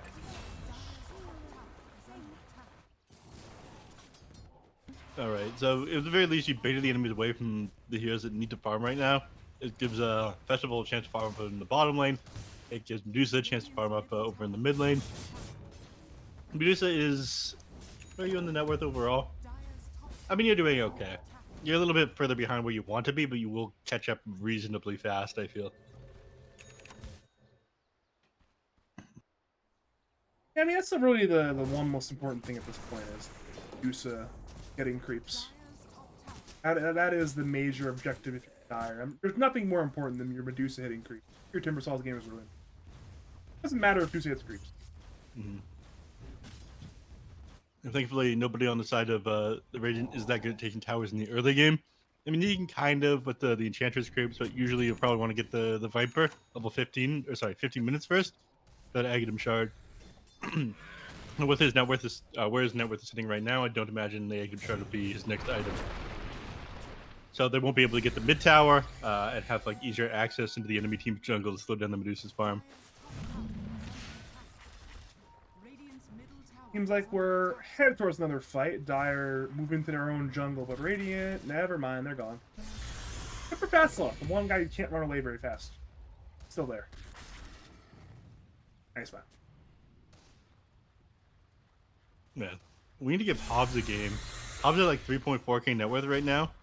Again, they last picked this Timbersaw. This was a last pick. I actually put back to this one. But this was a critical error in the drafting by Sasquatch. Maybe I guess Hobbs is asking for the Timbersaw. Like, hey, I want Timbersaw. I know he really enjoys playing Timbersaw, but this game probably not the wisest idea. Mm-hmm. He's got a platinum version on. He's level what, 22 on it. That might have been it. Maybe it wasn't a Sasquatch here. Maybe this was a Hobbs era. He's like, give me the Timbersaw. I will pop off on this hero. I will do great. Who cares if I'm laning 1v1 to Viper? This will be easy for me. And then he's just like getting run down into the tower at like 6 minutes in the game. There's a very good chance that exact conversation happened. Maybe slightly different on the speed inflections, but other than that, I think you have like literal through the word. Big gank by Radiant. Oh, just off the mark on Near. It's running away. Shards. Oh no! That was very unfortunate. That was weird. He like teleported down into the trees there, the bottom side when that hit him. You know, Near. With Near right now, he's just so happy at this point because he Dota's a game in inches, right? These little interactions, they're what make the difference in the Dota game. He's just alive because of that little shard interaction that saved him. All right. Yeah, he's gonna be happy about that one. No quality on the Medusa either, so he would have just died there. Would have been able to cut your way through the trees. Alright, now we have a kill. Mid lane, that's one big kill on one somewhat farmed Hoodwink. Now Radiant might go for his mid T1 tower, perhaps even a kill of Medusa. I mean, this is such an easy matchup for the Emperor Spirit. You're like so good at jumping the backline and getting on top of this Hoodwink. Okay, now it has the Maelstrom. So at this point, you do the reasonable amount of damage to the enemy when they're trying to push you, farm a little bit faster. So they now have access to your map. Before the 15-minute mark, where the Viper ends up getting egg shot, this is what I was concerned about. That's going to be a bit scary. I mean, technically short on gold right now, but he's not too far away at that point. It's running down the lane's time. Yep. Looks like it's running down the enemy hero's time. They're pinging these guys out. Medusa, you cannot let Medusa get away with getting this tower. Somebody, he's just clicking it. He's just clicking it, and it's happening. They all watched it happen. And they're going on Sasquatch shot on too, so even less damage. Low siege, but it was a siege nonetheless, I guess. Now it's, again, supports frolicking with each other. Frostbite on Micro Fry, and Sasquatch is getting absolutely annihilated. Radiant's pursue, they see Medusa. Sasquatch again is alive, but not for long. Ulmerate will do with the shards into the right click. Toss, use the freezing field on nobody. The zoning freezing field, and now walk away. And again, I don't think it's zoning them. Stone Gaze will be the counterplay, but again, Doss is certainly dead. Micro Fry might be the trade. Sharpshooter on the way. Is it blocked by? It is blocked by Viper. The Tusk will not die. Acorn Shot will not bounce towards the Tusk. And again, Radiant Pursue on for Near. Near got a mana. He's now out of HP as well. It's another kill for the side of Toilet Jork. And well, we mentioned that Toilet Jork are the 1-1 masters, and right now it's looking like a 1-1. Yeah, I would say this is a critical drafting issue more than anything else. I mean, top lane, it started to go the way of the Radiant, but that was like because you're playing into a Tusk, they did that one reasonably well. In the mid lane, in the bottom, it's like very one-sided matchup. The Viper against the Timbersaw lane, and then Emperor Spirit against the Hoodwink. Like, the Hoodwink will never be able to break the Flame Guard or anything like that. You're always gonna be able to jump the Hoodwink on the back. Like, speaking of jumping the Hoodwink, yeah, I mean, Radiant you get Micro Fry, but who cares? They killed him, but it was not a good trade. It's a 1-for-1 out of your favor. Again, Micro Fry was a huge setup there. The wraparound gank is walking under a tower to get that kill, and well, what can you do at that point? Now Hobbs is going to barely die. That side of fist. The remnants were committed by Polo. We're not on the mark, but I suppose it did not matter. He'll now use both remnants to TP back to the lane. Yeah, he'll be back. This bottom tier wouldn't be clear, and then there'll be 3 towers going the way of the Radiant side. Viper actually has not bought the shard yet. He's opting for the Hurricane Pike instead. He's holding on to 2.7k gold now. He has 2.9k gold with the tower last hit, so he's just very farmed Viper. All right, what do you think here, Sasquatch? Should they call it? Or do you think Sasquatch should call it? Not yet. Not quite yet, but at this point, it's not looking great. Radiant are running the train, one might say, and again, the train is arriving in... It's the Polo train. It's very powerful. It's more powerful than a freight train, even. There's a reason why it was banned. The Ember Spirit was banned first game, first phase. They did not want to deal with the Polo Ember Spirit. Now Polo's went from the Void Spirit, the Ember Spirit. He has gone to a new level. He is, if we're using an anime reference, he is Rock Lee unleashing the weights. He is truly out of control. You could have just said from an ember into a wildfire. How about that? Oh, that's a good word. Yeah. Oh, I regret not doing that now. Top lane, we are going to see again some burning going on. It's Stone Gaze away from Nier, but at this point, he is got no way out. Sharpshooter does not get the kill, but again, he's a microfight. That's a selfless play. He's making sure the kill goes to Sniper. He could have gotten the kill on Tusk. Yeah, a tip comes in. Tips Nier as well. Nier's having a miserable game with the Medusa. Medusa is not a good hero against the Sniper either. Despite the fact you have almost as much attack range as the Sniper right now, I believe. You have what, 840? I remember saying during the draft that I didn't see Sniper get picked yet. I was like, oh, well, Brady have no answers to Medusa, but this Sniper pick is really cool for doing that. It's one of those games where Sniper can actually hit Medusa. It's not fair. Yeah. Be so far back, they have no way of closing the gap. The only hero that can get on top of the Sniper realistically is the Timbersaw, and that's not that easy. Especially given that Timbersaw's game got completely shut down. You're gonna try to go into Fat Sloth.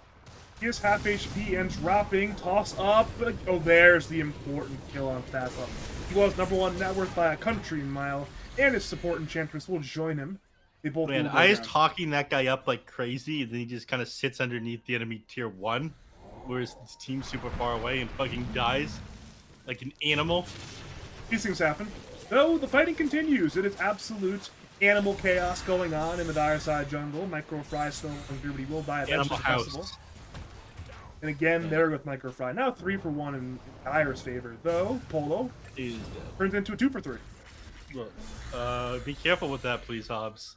Please remember your place in the pecking order. Hobbs. I'm happy he's still playing with this reckless abandon. It shows that he still has confidence. You play offlane with no confidence. Especially on an offlane with no stun. You're just kind of useless if you don't have confidence. Yeah, that is true. Is Sanj Yasha, Sanj Kaya the item that's going to get him back into this game? No, but he's buying it anyways. Yeah, that's what I'm thinking. Offlaners are free spirits, you know, they like to buy whatever they want to buy. We saw last night the Beast of US East, very much a free spirit as well. So we just, every offlaner is different. It's like you open a box of chocolates, every single offlaner is just different flavor. You never know what you're going to get. Okay, they're playing in the enemy team's jungle at the moment. I imagine they're going to want to start positioning by these tier 2 towers. Did they shard on Viper? No, no charge. He's going BKB. Yeah. No charge. Interesting. I think they struggle to take towers like that. I mean, Sniper can outrange the tier 2s and just kind of auto attack them from a distance when the creeps are there, but it is so quick with the Viper shard. It just kind of sucks going 1,400 gold out of your regular build for something that gives you no stats. I think if you combine the Sniper and the Viper as well, if they're both hitting, then that's when you're getting into some powerful stuff. Hobbs is getting into what could be his death, though he is somewhat tanky. He's stunned by the Enchantress Centaur, and he will barely escape. Micro Fry drops to the tiny combination. In comes Polo, looking to clean up the fight. But right now, it's Radiant are the ones who are dying. They've lost 2 now, Fleshkin are going down. Dire are low on 3 heroes, but Radiants are struggling to find kills. Stone Gaze will attempt the zone away. Apollo is beyond the Stone Gaze. Beyond... Oh, God, he's a monster kill at this point. 2 more to Polo, and he's not done. He's fighting the 1v5. He does not care. He's fine fighting 1v5. 3 kills for Polo. Polo is low on HP, but again, the sleight of fist. Oh, no. Festival will die. Ends up being the Viper Strike rather than a Sharpshooter, but the result is the same of 4 for 2. And it looked good for a brief moment, but it was only Force dying on one side, and everyone but Medusa on the other side. Did anyone else see how many Chain Lightning procs that Ember Spirit got there? A good number, I think, but now here's under his tower. He's very low. He's now out of mana. Tiny buys back, but Nier is low on everything. Clueless is going to fall. They move to Micro Fry. Polo is right now healing the Found. He returns to the fight once again quite soon. Back to Micro Fry. Is being tossed in with an illusion. That's a death on Tusk. Ember returns again, going for Nier. Nier this time is dead. But Dire respawned on everybody else but Hoodwink. Here we go. The Sharpshooter played a fist of damage. Will be just enough for DOS, but now Dire still wants some vengeance. Or perhaps they want some retreat. The TP off the mark. He TP'd to the creep, and the creep died actually. A disaster from Festival, and now again Dire will not find their vengeance. They will No find return sadness. kills there. Yeah, that is super unfortunate. They just walk away now. They've never managed to take down any of these big heroes. The important ones are the Ember Spirit and the Sniper. We're both still alive after this one. That is very rough. This game gets so much harder once the BKBs are done as well, and they're pretty close on a couple of these heroes. You're 700 gold off the BKB on Viper. You are 1,400 gold. Sorry, 1,000 gold off the BKB on the Sniper. And Polo is still in there finding kills. I mean, he's just beyond godlike. He's 11-1-7. Why'd you give this guy the Ember Spirit? What did you learn? They did not. I mean, they wanted to ban out other heroes instead. They let both. I mean, once again, you saw the ban's last game. Ember was this time. It was instead it was the Dawnbreaker. They did not want another Dawnbreaker game, and I get it, but there's only so many bans, unfortunately. Now Microfry will die. Dire gets something back, but they want more than. The problem is, guess who's nearby the Dire team? It's Polo, who's still large and in charge. Yeah, the man's an absolute unit. He's going for his BKB now, but he just completed his Aghanim Scepter and his Shard. So he's going to essentially be able to non-stop run these. He needs to build up a couple charges, though. He's got like 0 out of his 5 right now. You can find a couple once you start finding kills, but generally you're going to want a couple of charges before you start going in on these heroes. Otherwise, this all this extra gold that you spent on the eggs is kind of useless. So he's going to play it cool for a little bit. Luckily for him, the Shard and the Scepter combo very well together the way this game is going. It's like, hey, get some kills. Free replenishments. We're good to go. And now suddenly it's like something like 7 or 8 remnants in a fight now. Radiant's bottom tower is under attack. Which is a lot of damage. Absolutely. Speaking of remnants, remnant in on Dawson. Well, I guess the multiple remnant time will have to wait, but it is a remnant well used. One more death. No, you get one for that because you get a kill. I guess yeah, it's net 0. You're right. It's a net 0 remnant situation, so all is well. Yeah. I like to have this remnant math. Let's just make sure that we don't bring Ricky in here. Otherwise, there'd be some critical errors. Okay, that's good. That's good. I that was good. Roshan's dead, by the way. It's Aegis to who else but Polo. Now the hero who has only died once is now going to have to die twice if you want to kill him. Yeah, given that you killed him a single time this game, it doesn't have very good odds for you. Radiant's bottom is under attack. All right, Blink Dagger now completed on the Timber Saw, so it's a little bit easier for him to get on top of the Sniper on the dark side now. I'm pretty sure his next item needs to be a Heaven's Halberd, and he disassembles this Kaya Sanj into like Dire's Ethereal Blade plus Heaven's Halberd. That would be a sick play. That's what I want to see. middle tower has Wait a minute. Dire know that Fast Flop is not here right now. I guess with the Aegis, they just can't fight.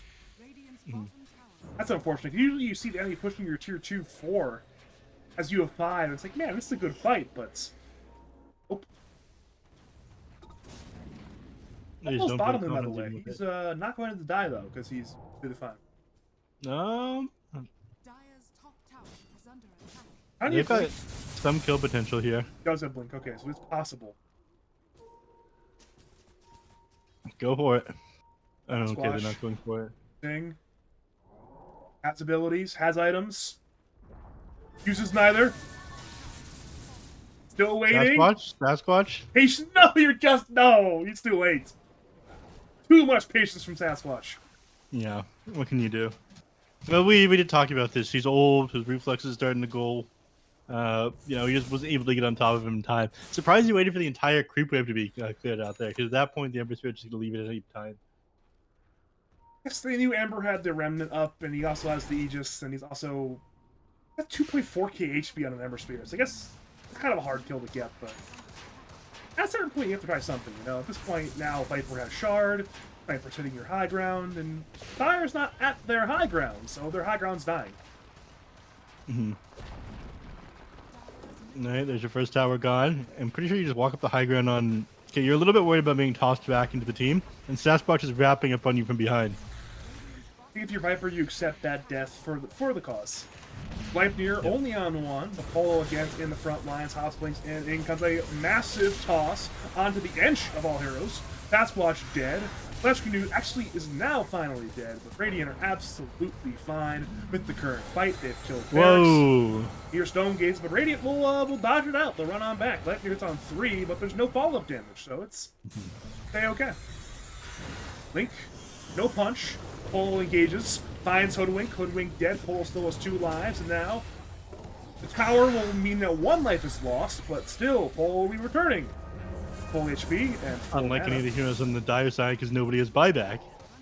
Yeah, I mean, usually Miss Man 28, you often don't have buyback, but, well, you now don't have the mid-racks either. Mm-hmm. They're just going to walk up to the high ground mid lane as well. All right, push it. Okay. Oh, no. Okay. Oh, no. You hate to see it.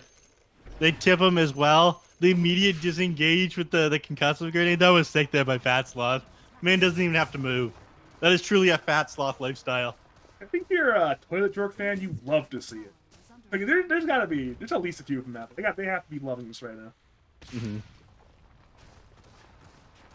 Alright, so we have 4 to defend. It's everyone but Timbersaw. Problem is Radiant will have 5 on offense, and they're up by a lot of gold. But I think it's on 3. They need to kill Ember Spirit right now. Is there the damage? Yes, there is the damage. Alright. Suddenly you get Pole. That's a metric ton of gold. Go your direction. Micro Fry is forced to blink away. Once again, that was a very close kill, but close counts. A lot of gold. Big momentum, and Dire, wait, they're pursuing very far, but this is fast off his BKB's hitting after the Hoodwink. Hoodwink is Too dead. far. Mirror Stone Gate's hitting on all 3 heroes. And now is Flash Canoe dead. Medusa trying to fight, killing Clueless. Hoodwink buys back. They're trying to save Medusa at this point. Medusa remains alive. Now it's just Fast Off hitting. He'll kill the Tiny perhaps, but now Nier is in the 1v1. Hurricane Pike away. Nier is hitting again. Fast Off low. Nier low. Festival arriving. Nier. No, this time. The grenade away. Dodges the bushwhack. The TP away. It's away in time. No, it is not away in time. Big defense. Costly, a big defense. That was such style points there from Bad Slot. Yet they do end up defending there. If Medusa dies a second time, then I'm pretty sure they lose the game straight off of that. They're probably still going to lose at this point, but still, nice kill on the sniper. Way bigger style points to Fat Sloth though, dodging that bushwhack and Gleipnir being thrown out on him by the Hoodwink. I keep forgetting what this is called. Nobody builds this item. Should cast more lads, and lads loves Gleipnir. This is just like your only 2 items right now are Gleipnir and Boots of Travels. Like that is not a great way of spending your money. Lads players simply not, smart investors. That's why Likely people like correct. Badger talking to them about like tax breaks about being blind and whatnot. Yeah, just show them some replays of your Dota games and they'll believe that you're blind. Oh. It'll be easy. You're such an asshole, Badger. Blink in by Micro so on Hobbs. Again, Radiant Browns overextending this time. Micro Fry is going to drop to the grave, though the trade is for Tiny. In comes Polo again, salvaging Oh my the god, he ended up teamfights. missing with his remnants. That's a lot of remnants missed, you're right. So now it's actually Dire. Beginning to retreat, but they are retreating alive. Bushwhack on Ench. Dire retreat. Polo will miss the chains for once. Blink in by Hobbs, looking for Flash Canoe. The flamethrower gets the kill, and now it's a favorable trade for the Dire again. Well, they lose 2 heroes off of that. Not great. So I was saying there's no way they to come back in this game, right? Right? It's looking like they've got a chance now, though. I mean, you don't want to play the ultra late game against the Medusa, but I think overall the Radiant team is probably scarier with how they scale. Like you do have to keep in mind you have things like Kevin's halberds that are eventually going to come out when you're in this 1v5 scenario with the Medusa, or God, even a Walrus kick from the Tusk becomes very scary when you're trying to play a 1v5 situation. I mean, once again, there was a throw last game. It wasn't this big of a throw, I guess. But I guess win probability-wise it was. The last game, the win probability for Toilet Jork peaked, I think it was 87%. This game peaked at 88%. So it's Dota Plus considers it a similar size of lead, which means we could see a similar size of throw. I like the way you think, my friend. I mean, right now, like, if you look at like a throw, right, it's like a 5-step process. We're on like step 3 at this point. We're clearly at the point where Radiance, they are aware the throw is That bottom? happening. Ooh, good blink away. But problem is there's more blinks. Wait, what just happened? What? Regardless, Timbersaw is now man fighting with Polo. Polo is again going to look for big kills, so BKB Hoodwink is on the way. TP was canceled by Hoodwink. Doss will be left to die. And Polo wants to create more kills on Hobbs. Chains are there. Sharpshooter as well to bring down the Timbersaw. The kill goes to that spot as again Doss will actually TP away somehow in the tree. Sasquatch is invis with Shadow Amulets. Perhaps the Tiny will also survive. What happened with the toss and the snowball? What happened with Microfire in that fight? I'm pretty sure you tossed to the Timbersaw, who ended up shading forward. That looked real funky. It did. I would need to see a replay on that. Scientists truly baffled, if you can call us scientists. Now, Shadow Amulet from Sasquatch is actually hilarious. Twice in the last, like, 45 seconds to save his life. Yeah. Yeah. I mean, this is the meta. I hope he doesn't change this into a Shadow Blade. Remember the good times, the Shadow Amulet. I was watching some Eastern European Dota, in the Eastern European qualifiers, and when Stormpeer was really popular, people would just like pick Bane and then build Shadow Amulet and then just play Trapdoor Spider Dota, wait in lanes for the Stormpeer to show himself with the Shadow Amulet, and then Nightmare Fiends grip him. Which is the only way to play against it when you had like unlimited zips because of the null talismans. It's not necessary anymore, but it is the same sort of principle, I think, with the Shadow Amulet this game. He does plan on upgrading it, though. He's got, like, the Blitz Knuckles and the Broadsword queued up. Point, it's crouching Sasquatch hit an avalanche toss combo, and that's quite powerful right there. Fire smoking up? No, they're not, but I thought they might. The group said they might smoke, but they're not going to. They're going to wait, they're going to hit creeps, and once again, Dusa, very content with the hitting of creeps. Radiant's bottom tower is under attack. I'm not sure they should be content on the Radiant side. Radiant's bottom I'm looking at, like, the key items that they're working on building up right now. It looks like it's just Refresher Orb on the Ember Spirit. Maybe they wait for this next Roshan. It's a very late respawn, and Radiant know it. They're in the pit, like, hey, shouldn't Roshan be alive by now? It's been like 10.5 minutes. Yeah. It's not alive. What can you do? Bad luck. Just throw it to some. I get some RNG and skill based. Sniper's gonna finish off the tower. There we go. Mid lane, Polo being gone on, half HP will BKB, remnanting away, Dire. Big attempts, but no dice. Clueless has arrived, looking for Doss. Doss will die, but so Clueless it appears he's being cut around by the Scotty on the Dusa. Lightbeer hits only on one. Doss buys back. Clueless dies. Avalanche hitting on the Ember. Ember is isolated, but again, has the illusion to purge off every little bit of damage. Now he's running all the way through the team fight. Dire are beginning to cut it around. Hobbs 2 will buy back. Dire again, RS5. Sasquatch will barely survive from the sharpshooter, assassinate damage. That will end up being a 2-for-1 trade. Yeah, you bought back on 2 heroes on the Dire side. I mean, at this point, you know that Roshan is back up. You've reached like the maximum respawn timer, so they're gonna go contest in the pit if they committed 2 buybacks for this one. You want to take advantage of the fact that you're a hero up and the Viper is still down. Even if the Viper did buy back, his BK would still be on cooldown, and he is not that useful at the moment. But neither team is, the Radiant team isn't approaching the pit right now because they're too afraid of the Dire interrupting. Probably shouldn't be, but they are, unfortunately. So it's this poking going on out in multiple areas in the map, but mid lane's where it's important. Blink in by Microfly Snowball on the mid, Hoodwink. BKB, but there is apparently no way. Oh, wait, the sharpshooter! There's exactly one way out, and she utilizes it. And again, the push back on Polo. Microfly is dead, and Polo could not finish the kill. What a fantastic juke from Festival.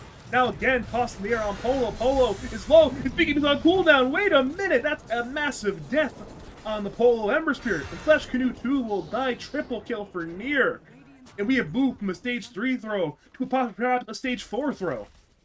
I don't think so. It is very bizarre that the Ember Spirit ended up buying out this, I think you got the Refresher Orb recipe there? Yeah, he did. Yeah, so he doesn't have buyback available. It is so weird when people buy recipes and buy out for these things. Because he could just like buy back immediately in that team fight, jump to the Remnant, and then probably win and kill everybody. After they committed so much there. But instead, that will not be the case. It's now... I mean, I guess Radiant can ensure Roshan doesn't die to an extent. He had good ways of playing on the pit, but now Microfly, he has no buyback. This is extraordinarily ballsy. He is certainly going to die back for this, but Radiant want vengeance. Problem is, Force Staff on Sasquatch. He gets away. Sasquatch will grenade himself and Medusa away. Dire cannot finish that kill. Now Dire seeing Enchantress out of position, but she's not the highest value kill in the world. Chakram. I mean, this is a pretty value kill right now, to be honest with you, because this Enchantress bought back last time, so now you have 3 heroes dead. I stand corrected. No, wait, that's the big kill. Yes, BKB. He has Satanic. But this is a 2v5 fight. The man fighting is nearly impossible. And the tip again. How good in the all chat? He is all chatting right now. The force out away by Fatsoff, but the kill squad has arrived to finish the job on Fatsoff. And in come the tips. Oh no. This Shadow Amulet is actually so value. He just cannot finish off the Titan. He actually switched away from the Shadow Blade. He's keeping it on the Shadow Amulet. He realizes that the 0 second cooldown when he uses this on himself is way more value than being able to use the Shadow Blade off like a 20-second cooldown or whatever. Saltz is dead, by the way. We're going to ignore that because, more importantly, Roshan is being gone upon. It is the second Roshan of the game. In comes Polo, looking to stop all of that action. Chains were missed out again, but the amulet is dodging the damage. The amulet from Sasquatch. Imagine buying detection. Imagine a single person on this Radiant squad buying detection in this professional level match. Apparently, you're letting our dreams only be dreams right now because no detection again, and that's if you're Sasquatch. Polo is just not capable of buying detection. He's like, I'm a core player. I don't need to buy it. My support should do this for me. They end up giving up Roshan. Left 30 seconds until the sniper's back up. You now have a net worth advantage for the first time this game. Shard and Aegis. Yeah. This was supposed to be an easy game. It was such a huge victory. You're right. It was 88% at one point. I mean, what are the odds of throwing 88% games is remarkably low. That's about a 3% chance. Yeah, throwing it would be multiple leads of that quantity back to back. Yeah, it would be very impressive stuff if they would do that twice in a row. They would never, Lads history would remember this one. I hope they do. They won't, but I hope they do. Are you saying that because they've got poor memories?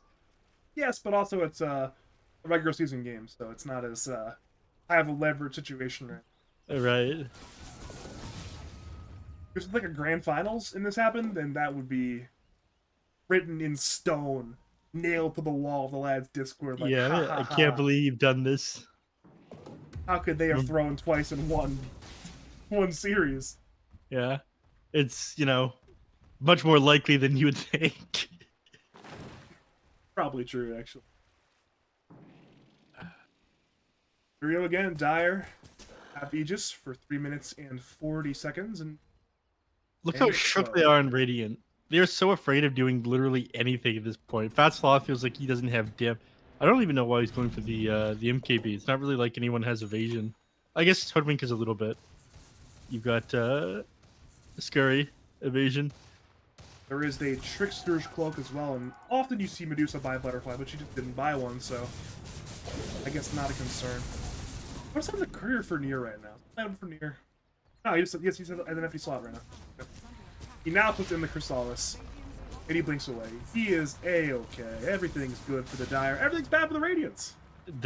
Radiant should be looking to make a play right now. Top lane is going to push in naturally. They've got a catapult wave coming in. So you should try to force somebody back, or, at least let the catapult clear the buildings. Does he know? He knows. Oh, the ward! The ward on the high ground barely gave the vision for the toss. Close with Big Kitty at this point. Maybe he'll kill Hobbs, but there's no way he survives. Sasquatch, mission accomplished. He did his job. That was a very clutch observer ward. There's no way you think that ward is there. You probably think it's on top of the cliff in the other place, but you imagine that it's not because you've they placed like a sentry ward there earlier. So think, okay, there's no way there's a ward there. How the fuck did he toss me? Doss is a student of the school of placing observer wards. We're seeing it in action again tonight. He is a big ward placing enthusiast. Yeah. You guys, make sure to go to the DOS Observer Ward Masterclass. I'm picking it right now, man. I have had one lesson. My warding is already 15% better. Impressive. Hobbs being gone upon. He'll notice himself. He has Trickster Cloak and a Shane away. Pursue. is the name of the game for Polo. Snowball through again. It's on the way, but in comes the Hoodwink. So long. This is crazy. Well, eventually the Timbersaw. Okay, he's finally dead, but at this point, Dire are on the way. Polo has TP. He'll get away, as will Flesh Canoe, barely. 1 for 1. You lost all your charges doing this. Ah, You'll get them back a little bit quicker because you've got minus 12 remnant charge restore time. Actually, he's got the money for his refresher orb now. So it's not as bad.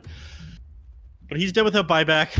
They'll successfully... well, he could buy back in 20 seconds if he wanted to. Because they'll stall out the end of this Aegis because it's another, minute on this one. I don't imagine they'll push high ground. Okay, they're going to try to push high ground even though they don't have the Timbersaw. This is probably not a great idea. And yeah, they're going to back out afterwards. Man, make up your mind, people, please. They forced 3 actions. Maybe that was the goal, like, bring them back. Because once again, now that Radiant are in their base, you can then play the economic game. You split the map, and Radiant 12 are not out of the map, so you get more gold. Mm-hmm. Sure. They need to make up their mind, though. So now you've got a 4v5 scenario, you know, that Tusk is back up. I think you just try to find something. You smoke up together. Does Enchantress have a smoke? Yeah, she does. Come on, make it happen, Flesh Canoe. Press the button. Liquefy. Oh my god, the lack of coordination. Look how much time they're wasting right now. Can we get a playback on that? All right, now they go at the mid-wave. We've wasted a full 20 seconds or so. Come on, hit the smoke. It's in inventory. It's Oh been my slotted god. You wasted like 30 seconds there of not smoking. in. Nearly. More like 25. Oh. That's still a lot of time wasted. Now it's... Yeah, if I see them pick up the Arcane Rune. Oh with the no, illusion. the Viper Strike on the decoy too. Oh Yeah. no. This is a disaster. They're going to be so embarrassed after this one. Comedy of errors. It's truly unfortunate. It's okay. They'll recover from this. They have to know that they know. I mean, again, you Viper Striked in a decoy. You have to know that they saw that. I don't know why they think that they're just going to catch a hero up by waiting around each other. All right, they're going to go for the outpost now. Now we're making progress. Top lane's pushing in naturally. You've got more range creeps. I think you go in through mid, or maybe you shove bottom. You know, that's the last tier 2 down there. Excuse me. Maybe we'll see like a little bit of a poke there just to grab the range. Running away from dying. Having equilibrium in the lane is helpful. Nothing else. Yeah. Who's... almost- No, he's not. Near almost has BKB. Sasquatch is working on a sheep stick right now. I do like that he's just stuck with the Shadow Amulet. I'm mentioning that at the beginning. Keep mentioning it, but it's still true. So I appreciate the. We have to put emphasis on the important things right now. And Amulet on Sasquatch has proven to be one of them. Yeah. I mean, again, he had the Shadow Blade keyed up right away. And then he's just like, wait a second, the Shadow Amulet is way too effective. These guys simply aren't buying detection. I'm just invulnerable whenever I press this. Oh, here's a fun fact, by the way. Most things in the game, if you reposition, it'll break Shadow Amulet, but it won't with Wind Ranger Egg Shard. Did not know that. And it seems like Dire did not know they were being gone upon mid lane because it's Doss and Sasquatch scattering away. Sasquatch will escape. Doss went to the south. And Polo does not want to commit all of the remnants Radiant's attempt to bottom finish on barracks are under kill. And all that happens, Hobbs, he's just in the bottom lane right now. I mean, he's not going to get any barracks, but he has forced back a team from the snipers. Yeah. You think the rest of the team will try to collapse onto him?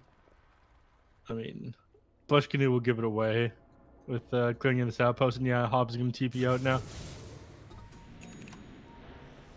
Nothing happening. Very exciting stuff. You have a Harpy Stormcrafter. Something's happening. It's a 4-man smoke from the Dire team. Yeah. Groups, yeah. You have a Harpy Stormcrafter over here. It's scouting out the Roche Pit right now.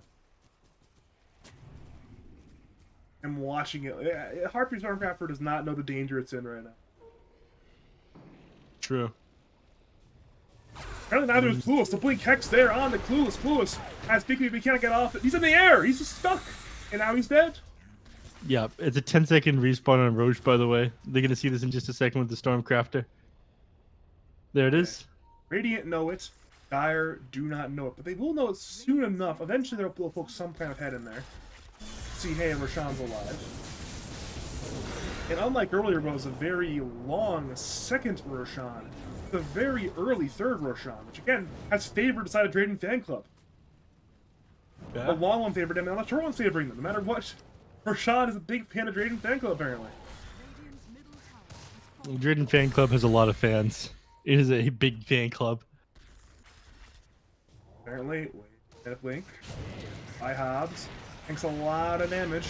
Life your hits on 3, snowball through, Hobbs low but near. It's a big, bad Medusa. Clueless has brought back with very little respawn time left, but he knows this is the all-important fight. Sharpshooter kills Hobbs, Radiant pursue. They need more kills. Festival's BKB is half duration. Blink, Avalanche, Toss, will ensure Puss dies to neutrals, and now, on the south side, it's Doss dying. He too buys back. Dire begin to retreat to the river, where is a convenient double damage rune for near.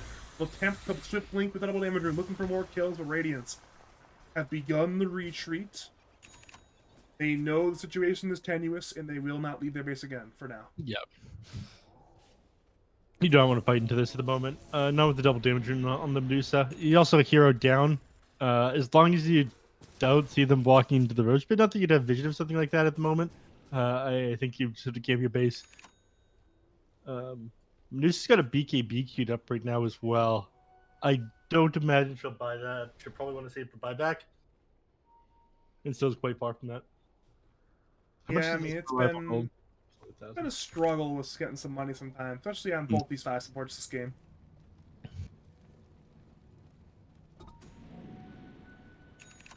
Hey, hey, Neff. What's up? Yeah, you watch the Be and Logical cast sometimes or no? Curious. Huh? Sometimes I'll just open a stream up. And you watch should know exactly what I'm going to say. See, whenever we get to like 50 minutes, if you want the game to end, it's a great way to jinx it. Mention tier 5 neutral items. So you want to talk about tier 5 neutrals now? You're hyping up tier 5 neutral items. Whenever you hype them up, the game ends in like 2 minutes. So if you want the game to end, we start talking about like Apex and Ex Machina and Arcanist Armor if you want to do that. No, I never see those items. The game always ends just before the 60-minute mark. At that point, one team usually makes a critical error just before the 60-minute mark. If that rings true tonight, I mean, there's 10 minutes for a critical error to occur. That's a lot of time for errors, and there have been quite the number of unforced errors from both fine evenings, so it certainly would not be unheard of for a throw. I guess at this point, both teams would be kind of a throw. Radiant are already in the middle of their throw, but Dire could throw the throw. Throwception, one might say. We call that an alley-oop.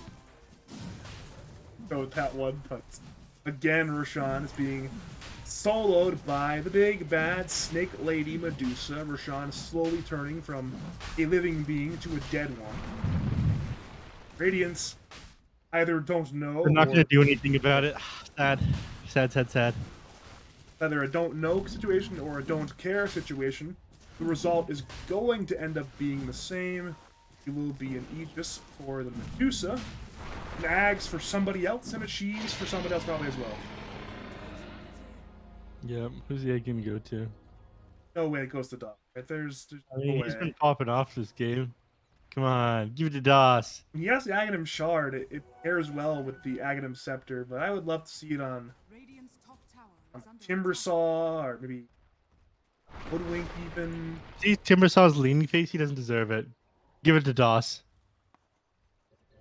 Oh my god, I cannot believe this. He's keeping it in backpack. Speaking of Hobbs, he blinks in upon Viper, who owned him in the laning phase, but it's time for catharsis. It's time for vengeance. You've avenged minute 4. Is there anybody cancel that? No, there's not. Alright, well, they forced the BKB, so it's a small victory. Listen here, Doss. You're more than a courier. You don't have to pass over Aghanim Scepters to your teammates if you don't want to. You deserve this, Eggs. You have been doing great this game. Believe in yourself. It did not go to the Timber Saw. It went to the Homeland instead. Pathetic. I thought Doss was an alpha male. I thought wrong. I'm going back to being him, a point and click, press ogre magi, no self-confidence. I'm disgusted in you, Doss. The Doss is most certainly not an alpha male, so you were You on make point on that one. you make position 5s look submissive, Doss. You're supposed to be a powerful captain. He's also not the captain, by the way. That's Sasquatch's job. Yeah. Well, I mean, what does Doss have going for him now? Then, at this point, I guess a pension, I guess, from his job. He's only 20 years away from joining AARP. Wait a minute, fast swap with BKB and TP. No cancel again. Correction, 21 years from joining the AARP. I do the math on that one. I don't know what that means. It's America's old person group. It's very large. The 55 and older to join it. I see. And basically, if you're old in America, you join it at some point. Tower is under attack. That's the same group that like stops you from getting like any sort of like health benefits or universal basic income. It's like that voter group. You know, they vote for themselves and like, yeah, fuck the younger people. Think about right? it. They get universal income from Social Security, and they get universal health care from Medicare. So they have it. Why would they want to give it to you? They know how good it is. They want to keep it for themselves. Yeah, it's true. All right, how do they stop him from pushing the base here? How long? All right, our Viper has BKB available again, but the Sniper is still on cooldown for another 30 seconds. He now has Moon Shard queued up. Is that the item? I think this guy just like doesn't have damage. He needs a Daedalus or something, or Divine Rapier. Seems like Dire content to playing it slow and forcing Radiant to make an error. But we're running out of Aegis time, actually. It's only 2 minutes left now. We are slowly running out of the timing left. And if Dire goes this slow, then eventually they're just going to run out of it. And Mir's backing off. They're actually going to spend the third of the game at minute 54 farming. That's not changed his mind, by the way. He's now going for the Ignum Scepter. I'm never casting a League of Lads game again, by the way. 250 plus minute games. They have ruined the magic for me. I'm sorry. Well, I appreciate your contributions for these theories. Yeah. I know Math Magician's been asking me to cast PDC. They'll ask me to cast PDC with me instead. Yeah. And then when when PDC ends up being even longer games, then we can go back to Lads again. Yeah. What can you do? What can you do, indeed? Oh yeah, I'll just like cast a couple games with Math Magician, find out that is even worse, and then come crawling back, right? No, not with Math. With me in Math's League. Oh, okay, yeah. We'll do that league instead. I'm not gonna do them. Yeah, fuck Math Magician, am I right? Exactly. I asked him for. Listen, he asked me to cast. I asked for one of two things. I asked for either a 2-liter bottle of Mountain Dew or 3 semi-lewd photos, and I have gotten neither. So he. Hold on. Tycho84 in chat says you can join the AARP at a young age, actually. Old person detected. I have no idea. I know when my dad turned 55, they just mailed it. They mailed it in the mail like, hey, join this.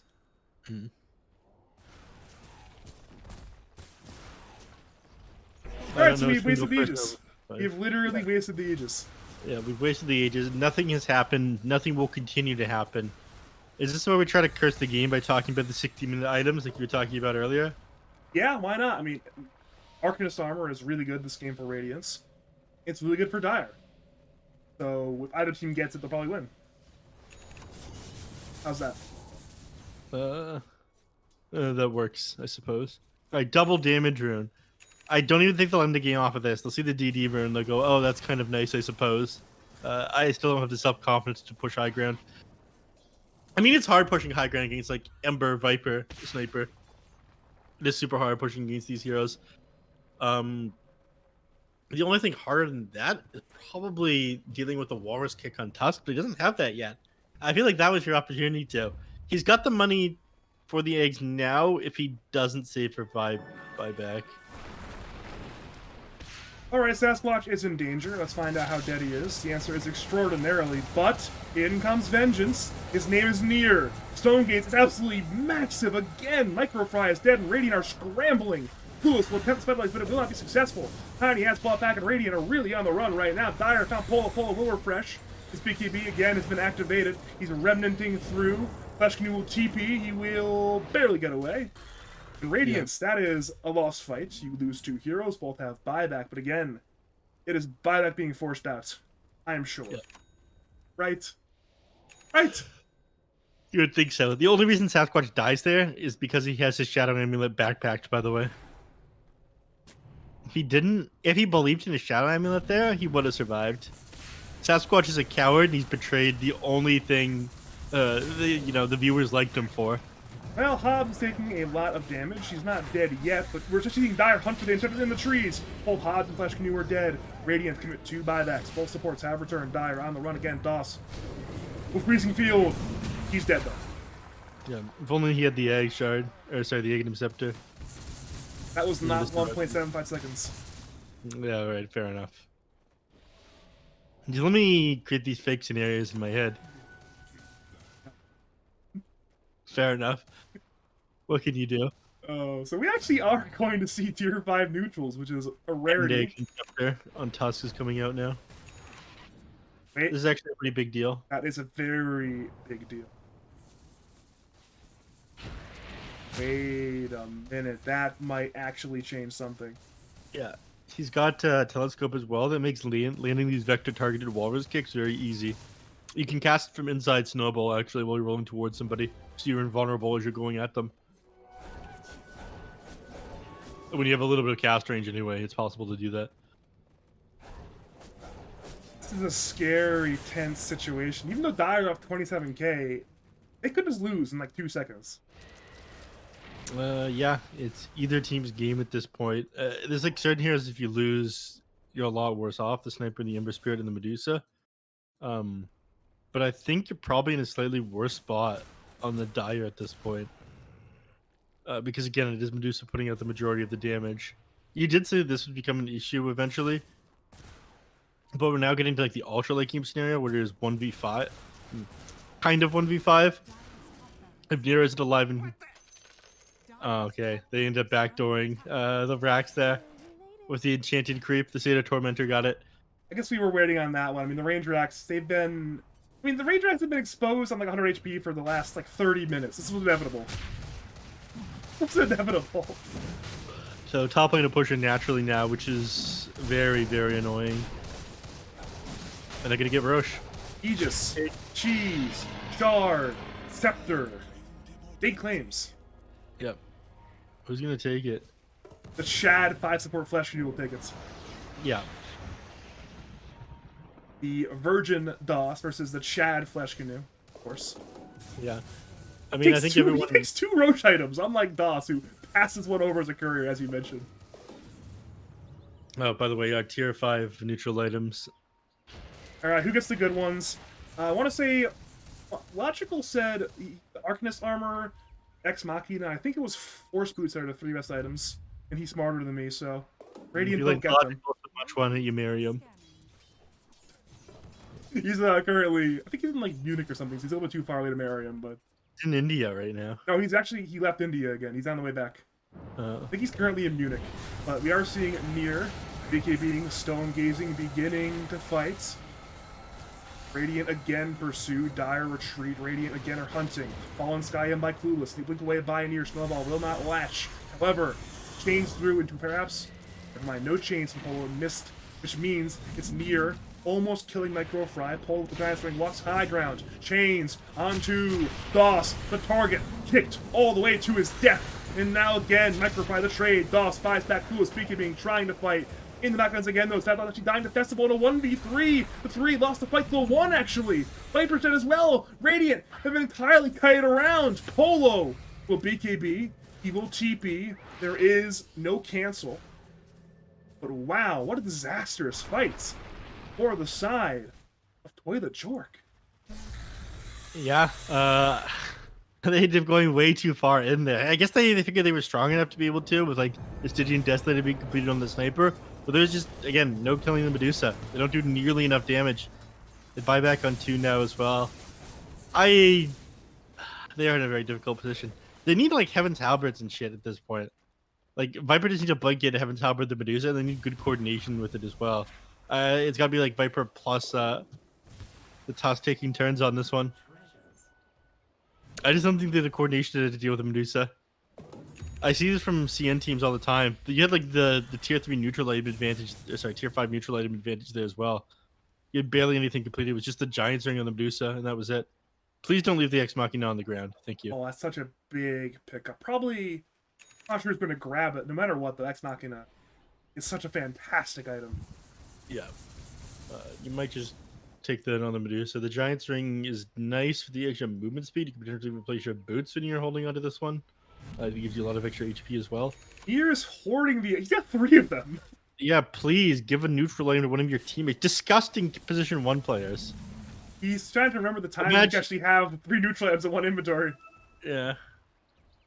Harkening back to the 2020. Yeah, he's holding onto the Ex Machina as well. Dude, don't be this teammate, guys. He's not using the pirate hat. He has a pirate hat. He's not using it. That's because he doesn't need. His teammates need the gold. He's not digging. Look at poor Doss. Doss needs the money. Yeah. Please dig. Doss is so poor. He's got like 1 real item. He's got just the BKB. Thank you, digging up the bounty rune. Please do so again. Yeah, it is. It is a lot of gold. All right. I can't do basic math, so I'm gonna pull up my calculator. That's 144 times 5, right? That is like That's 780. 720. Right? 720. Oh wow. I 720 rounded really badly. gold.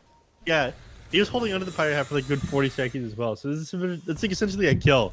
You did not get your team right there for not pressing it fast enough. Does that mean this is like 1,000 gold per minute item for your team? Yes. Impressive. Yeah. I mean, again, these things are supposed to end the game. And then this item in particular is like, okay, well, if you don't end the game, then one team just starts winning way harder. We are... I guess neither team got Arcanist armor, which is quite important. That would have probably broken the game wide open for us. Neither team got the... Wait, Radiant can still get one. Radiant can still RNG into Arcanist armor, and that would be the most important they can get. Yeah. Highly powerful, this game. Radiant cannot find neutral creeps. They have not found them. Please leave your base. The answer is no. They will fall in sky and blink backwards. Here we go again. Minute 64. Possibly the last team fight. Pick in on Timbersaw. Hex on Tusk. Hobbs, low. Stonegaze activated. Sasquatch dropping. Sasquatch. Snowball. The Lord Sword will fight the snowball. Now Microfry dead. Radiant collapsing. Both supports dead with no buyback. Polo returns to the field. Has used his Aegis. Remnanting for the damage. He cannot kill anybody. He refreshes now, but again, he still is looking for kills. Everybody's dropping 2 kills for Polo. And now the sniper goes tiny as well. Near died a sniper on the west side. Now Festival actually dies on the south side in the trees. Oh, wow. Radiance, despite the 2 diebacks, actually defend their base. The Racks are still alive. This is ludicrous. They just could not get on top of the sniper. Ended up doing what 96,000 damage in that team fight. The Walrus crew was too difficult to push against. Ended up pulling him super far back. He wasn't anywhere close to that Timbersaw when he kicked him back. By the way, he has a Seer Stone, so he can Walrus kick him when he's like sitting like 600 in range away. At the moment, like it is insane. The same auto attack distance on a ranged hero is the distance that he can vector target Walrus kick people. Yeah, how does he escape this? He has no way out. He's diebacking. You are in the wrong place at the wrong time, friend. You are dead for over 2 minutes. The game might not last 2 more minutes. Oh no, they're buying back one at a time now. Okay, they buy back on several heroes. They don't want to buy back on the Medusa here. I'm pretty sure they lose the game off this. They just want to run it down mid. They've got fortified, so they can buy themselves another like 7 seconds with this one. And they're probably going to have to. Tusk, he ended up, his buyback was on cooldown for only like 40 seconds of his death timer. So he did have it available if they wanted to just like straight up run it down. But it looks like they're trying to hold on to things. Oh, scary. Dire. Oh, if you're playing for 66 minutes, clawing back the game just to lose like this. Oh, what's the graph? The graph is going back again. For the first time in a half an hour. It's Radiant with the favored win percentage. Dire smoke. Dusa is alive. It's desperation time. Sasquatch will miss the engagement, but Nier has Stone Gaze. Is there a stone?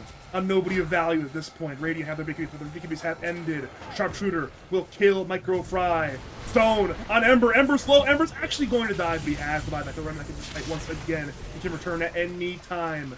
Nier walks forward. Polo returns. Vathos being focused down. The Hex, the damage, the Boomerang. Is there enough? Hell yes, there is! Vesla, dead! Dieback! Viper, dead! Dieback! Ember, dead! Dieback! Wait a minute, again! It goes back the other direction! Radiance! How do you possibly win now? You I have no don't think buybacks. they do. That's my answer for you. You don't. They can just run it down. They can end the game. Fortify is going to buy them near enough time. Like Microfry's trying to wrap around and do something. I'm not sure what he can accomplish here though. You ended up getting Stone Gates and Hex the moment you activated your Satanic on Sniper. He was just a little bit too late. It's Oh just no, so Microfry, he's unfortunate. dead. The creeps are still running down the mid lane. Use his buyback too, if that even matters at this point. It's Yeah. going to be another dieback, and well, it's Flesh He didn't Canoe, stop the the creep. lone man with buyback and the cheese Radiant's mid against the world. It's 5k HP of Enchantress Yep. against 5 Dire Heroes. Yep. The I- range creep is coming in, Oh, by the no. way. They just need to keep this thing alive. Oh, there's no backdoor. Now, Yeah. okay, backdoor's gone. One creep. Flesh Canoe Fort has it, to kill fort this it, creep. fort it, fort it, Wait, fort it. and he's in chance. Fort He's it. in chance. He killed the creep. Okay, now again the wave is coming in, but he's delayed for a little bit Yeah, of it's time. not long enough. You're right, Ashley isn't. So I'm trying to hype it up, but at this point, it's over. It's going to require more than a miracle. Flesh Canoe's wrapping around, but there's no way out but a Game 2 loss. Draiden Fanclub. They win it in the 2-0. What a convincing 2-0. Honestly, incredibly easy for Draiden Fanclub. Two of the easiest games I have ever seen. You know, there's A roller coaster of reality- emotions. But listen, the most important thing about all this, Badger, is that I am never casting another League of Lads game again. These people simply do not know how to end games. It is a symphony of misclicks. Shout out to Sasquatch for his shadow amulets. Shout out to Dawes for what Jay. Sorry. Shout out to Hobbs for the Hobbs moment. I see Jay coming in the chat at the end there. Shout out Jay, by the way. That is it for me. I never want to cast a Lads game again. I don't even want to think about Lads again after this one, Badger. What can you do? I mean, there's if you run this reality 100 times, we'll let Jork get a game in like 97 of them, you know? Yeah, and they each get- one of them is 60 minutes. maybe they win this game too. Instead of losing it in 68, they win it in like 24. You know, we came close to like a 24-minute GG call, but it didn't work. Toilet Jork did not put enough gas in tank. They did not put the foot in the pedal the way they needed to. They gave the opportunity for Draiden Fanclub to come back, and it took nearly an hour to do it. But eventually it happened. Eventually it happened. I'm out. Never playing this shit game again. Thanks for coming out. Thank you for joining me again tonight. Do you have any final words, cause, shouts to say for the people of League of Legends at twitch.tv/BadgerPablo? Yeah, I'm out. Bye, everybody. Thanks again, Neff. We'll see you. He actually left the call. He actually left the call. All right, then. I guess that'll be the Oh, you're killing me, Neff. I'm going to be back on tomorrow night at I believe 9 p.m. Eastern Standard Time. Apparently not with Neff. Neff is thoroughly done after casting a 3-hour best of 2 series.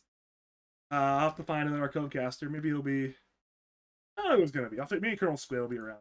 I know Logical's still not home yet, so he cannot cast quite yet. He'll be back quite soon. If you want to hire me in Logical Caster Pro tournaments, your events, contact me at twitter.com/BadderDota2 or on Discord, Badger573. Thank you to the teams for a riveting 2-0 series. Both teams definitely made it interesting. Tell you that much. Now, we are going to have to end it, I suppose. I'm going to probably raid somebody, not quite sure who it's going to be, but somebody will get the patronage of the viewers tonight, I'm sure. Yeah, as always, thank you for watching, and first, thanks to Double A for the raid. Of course, I have to give a shout to Double A for the raid, but yeah, other than that, thank you for watching, and as always, have a great night.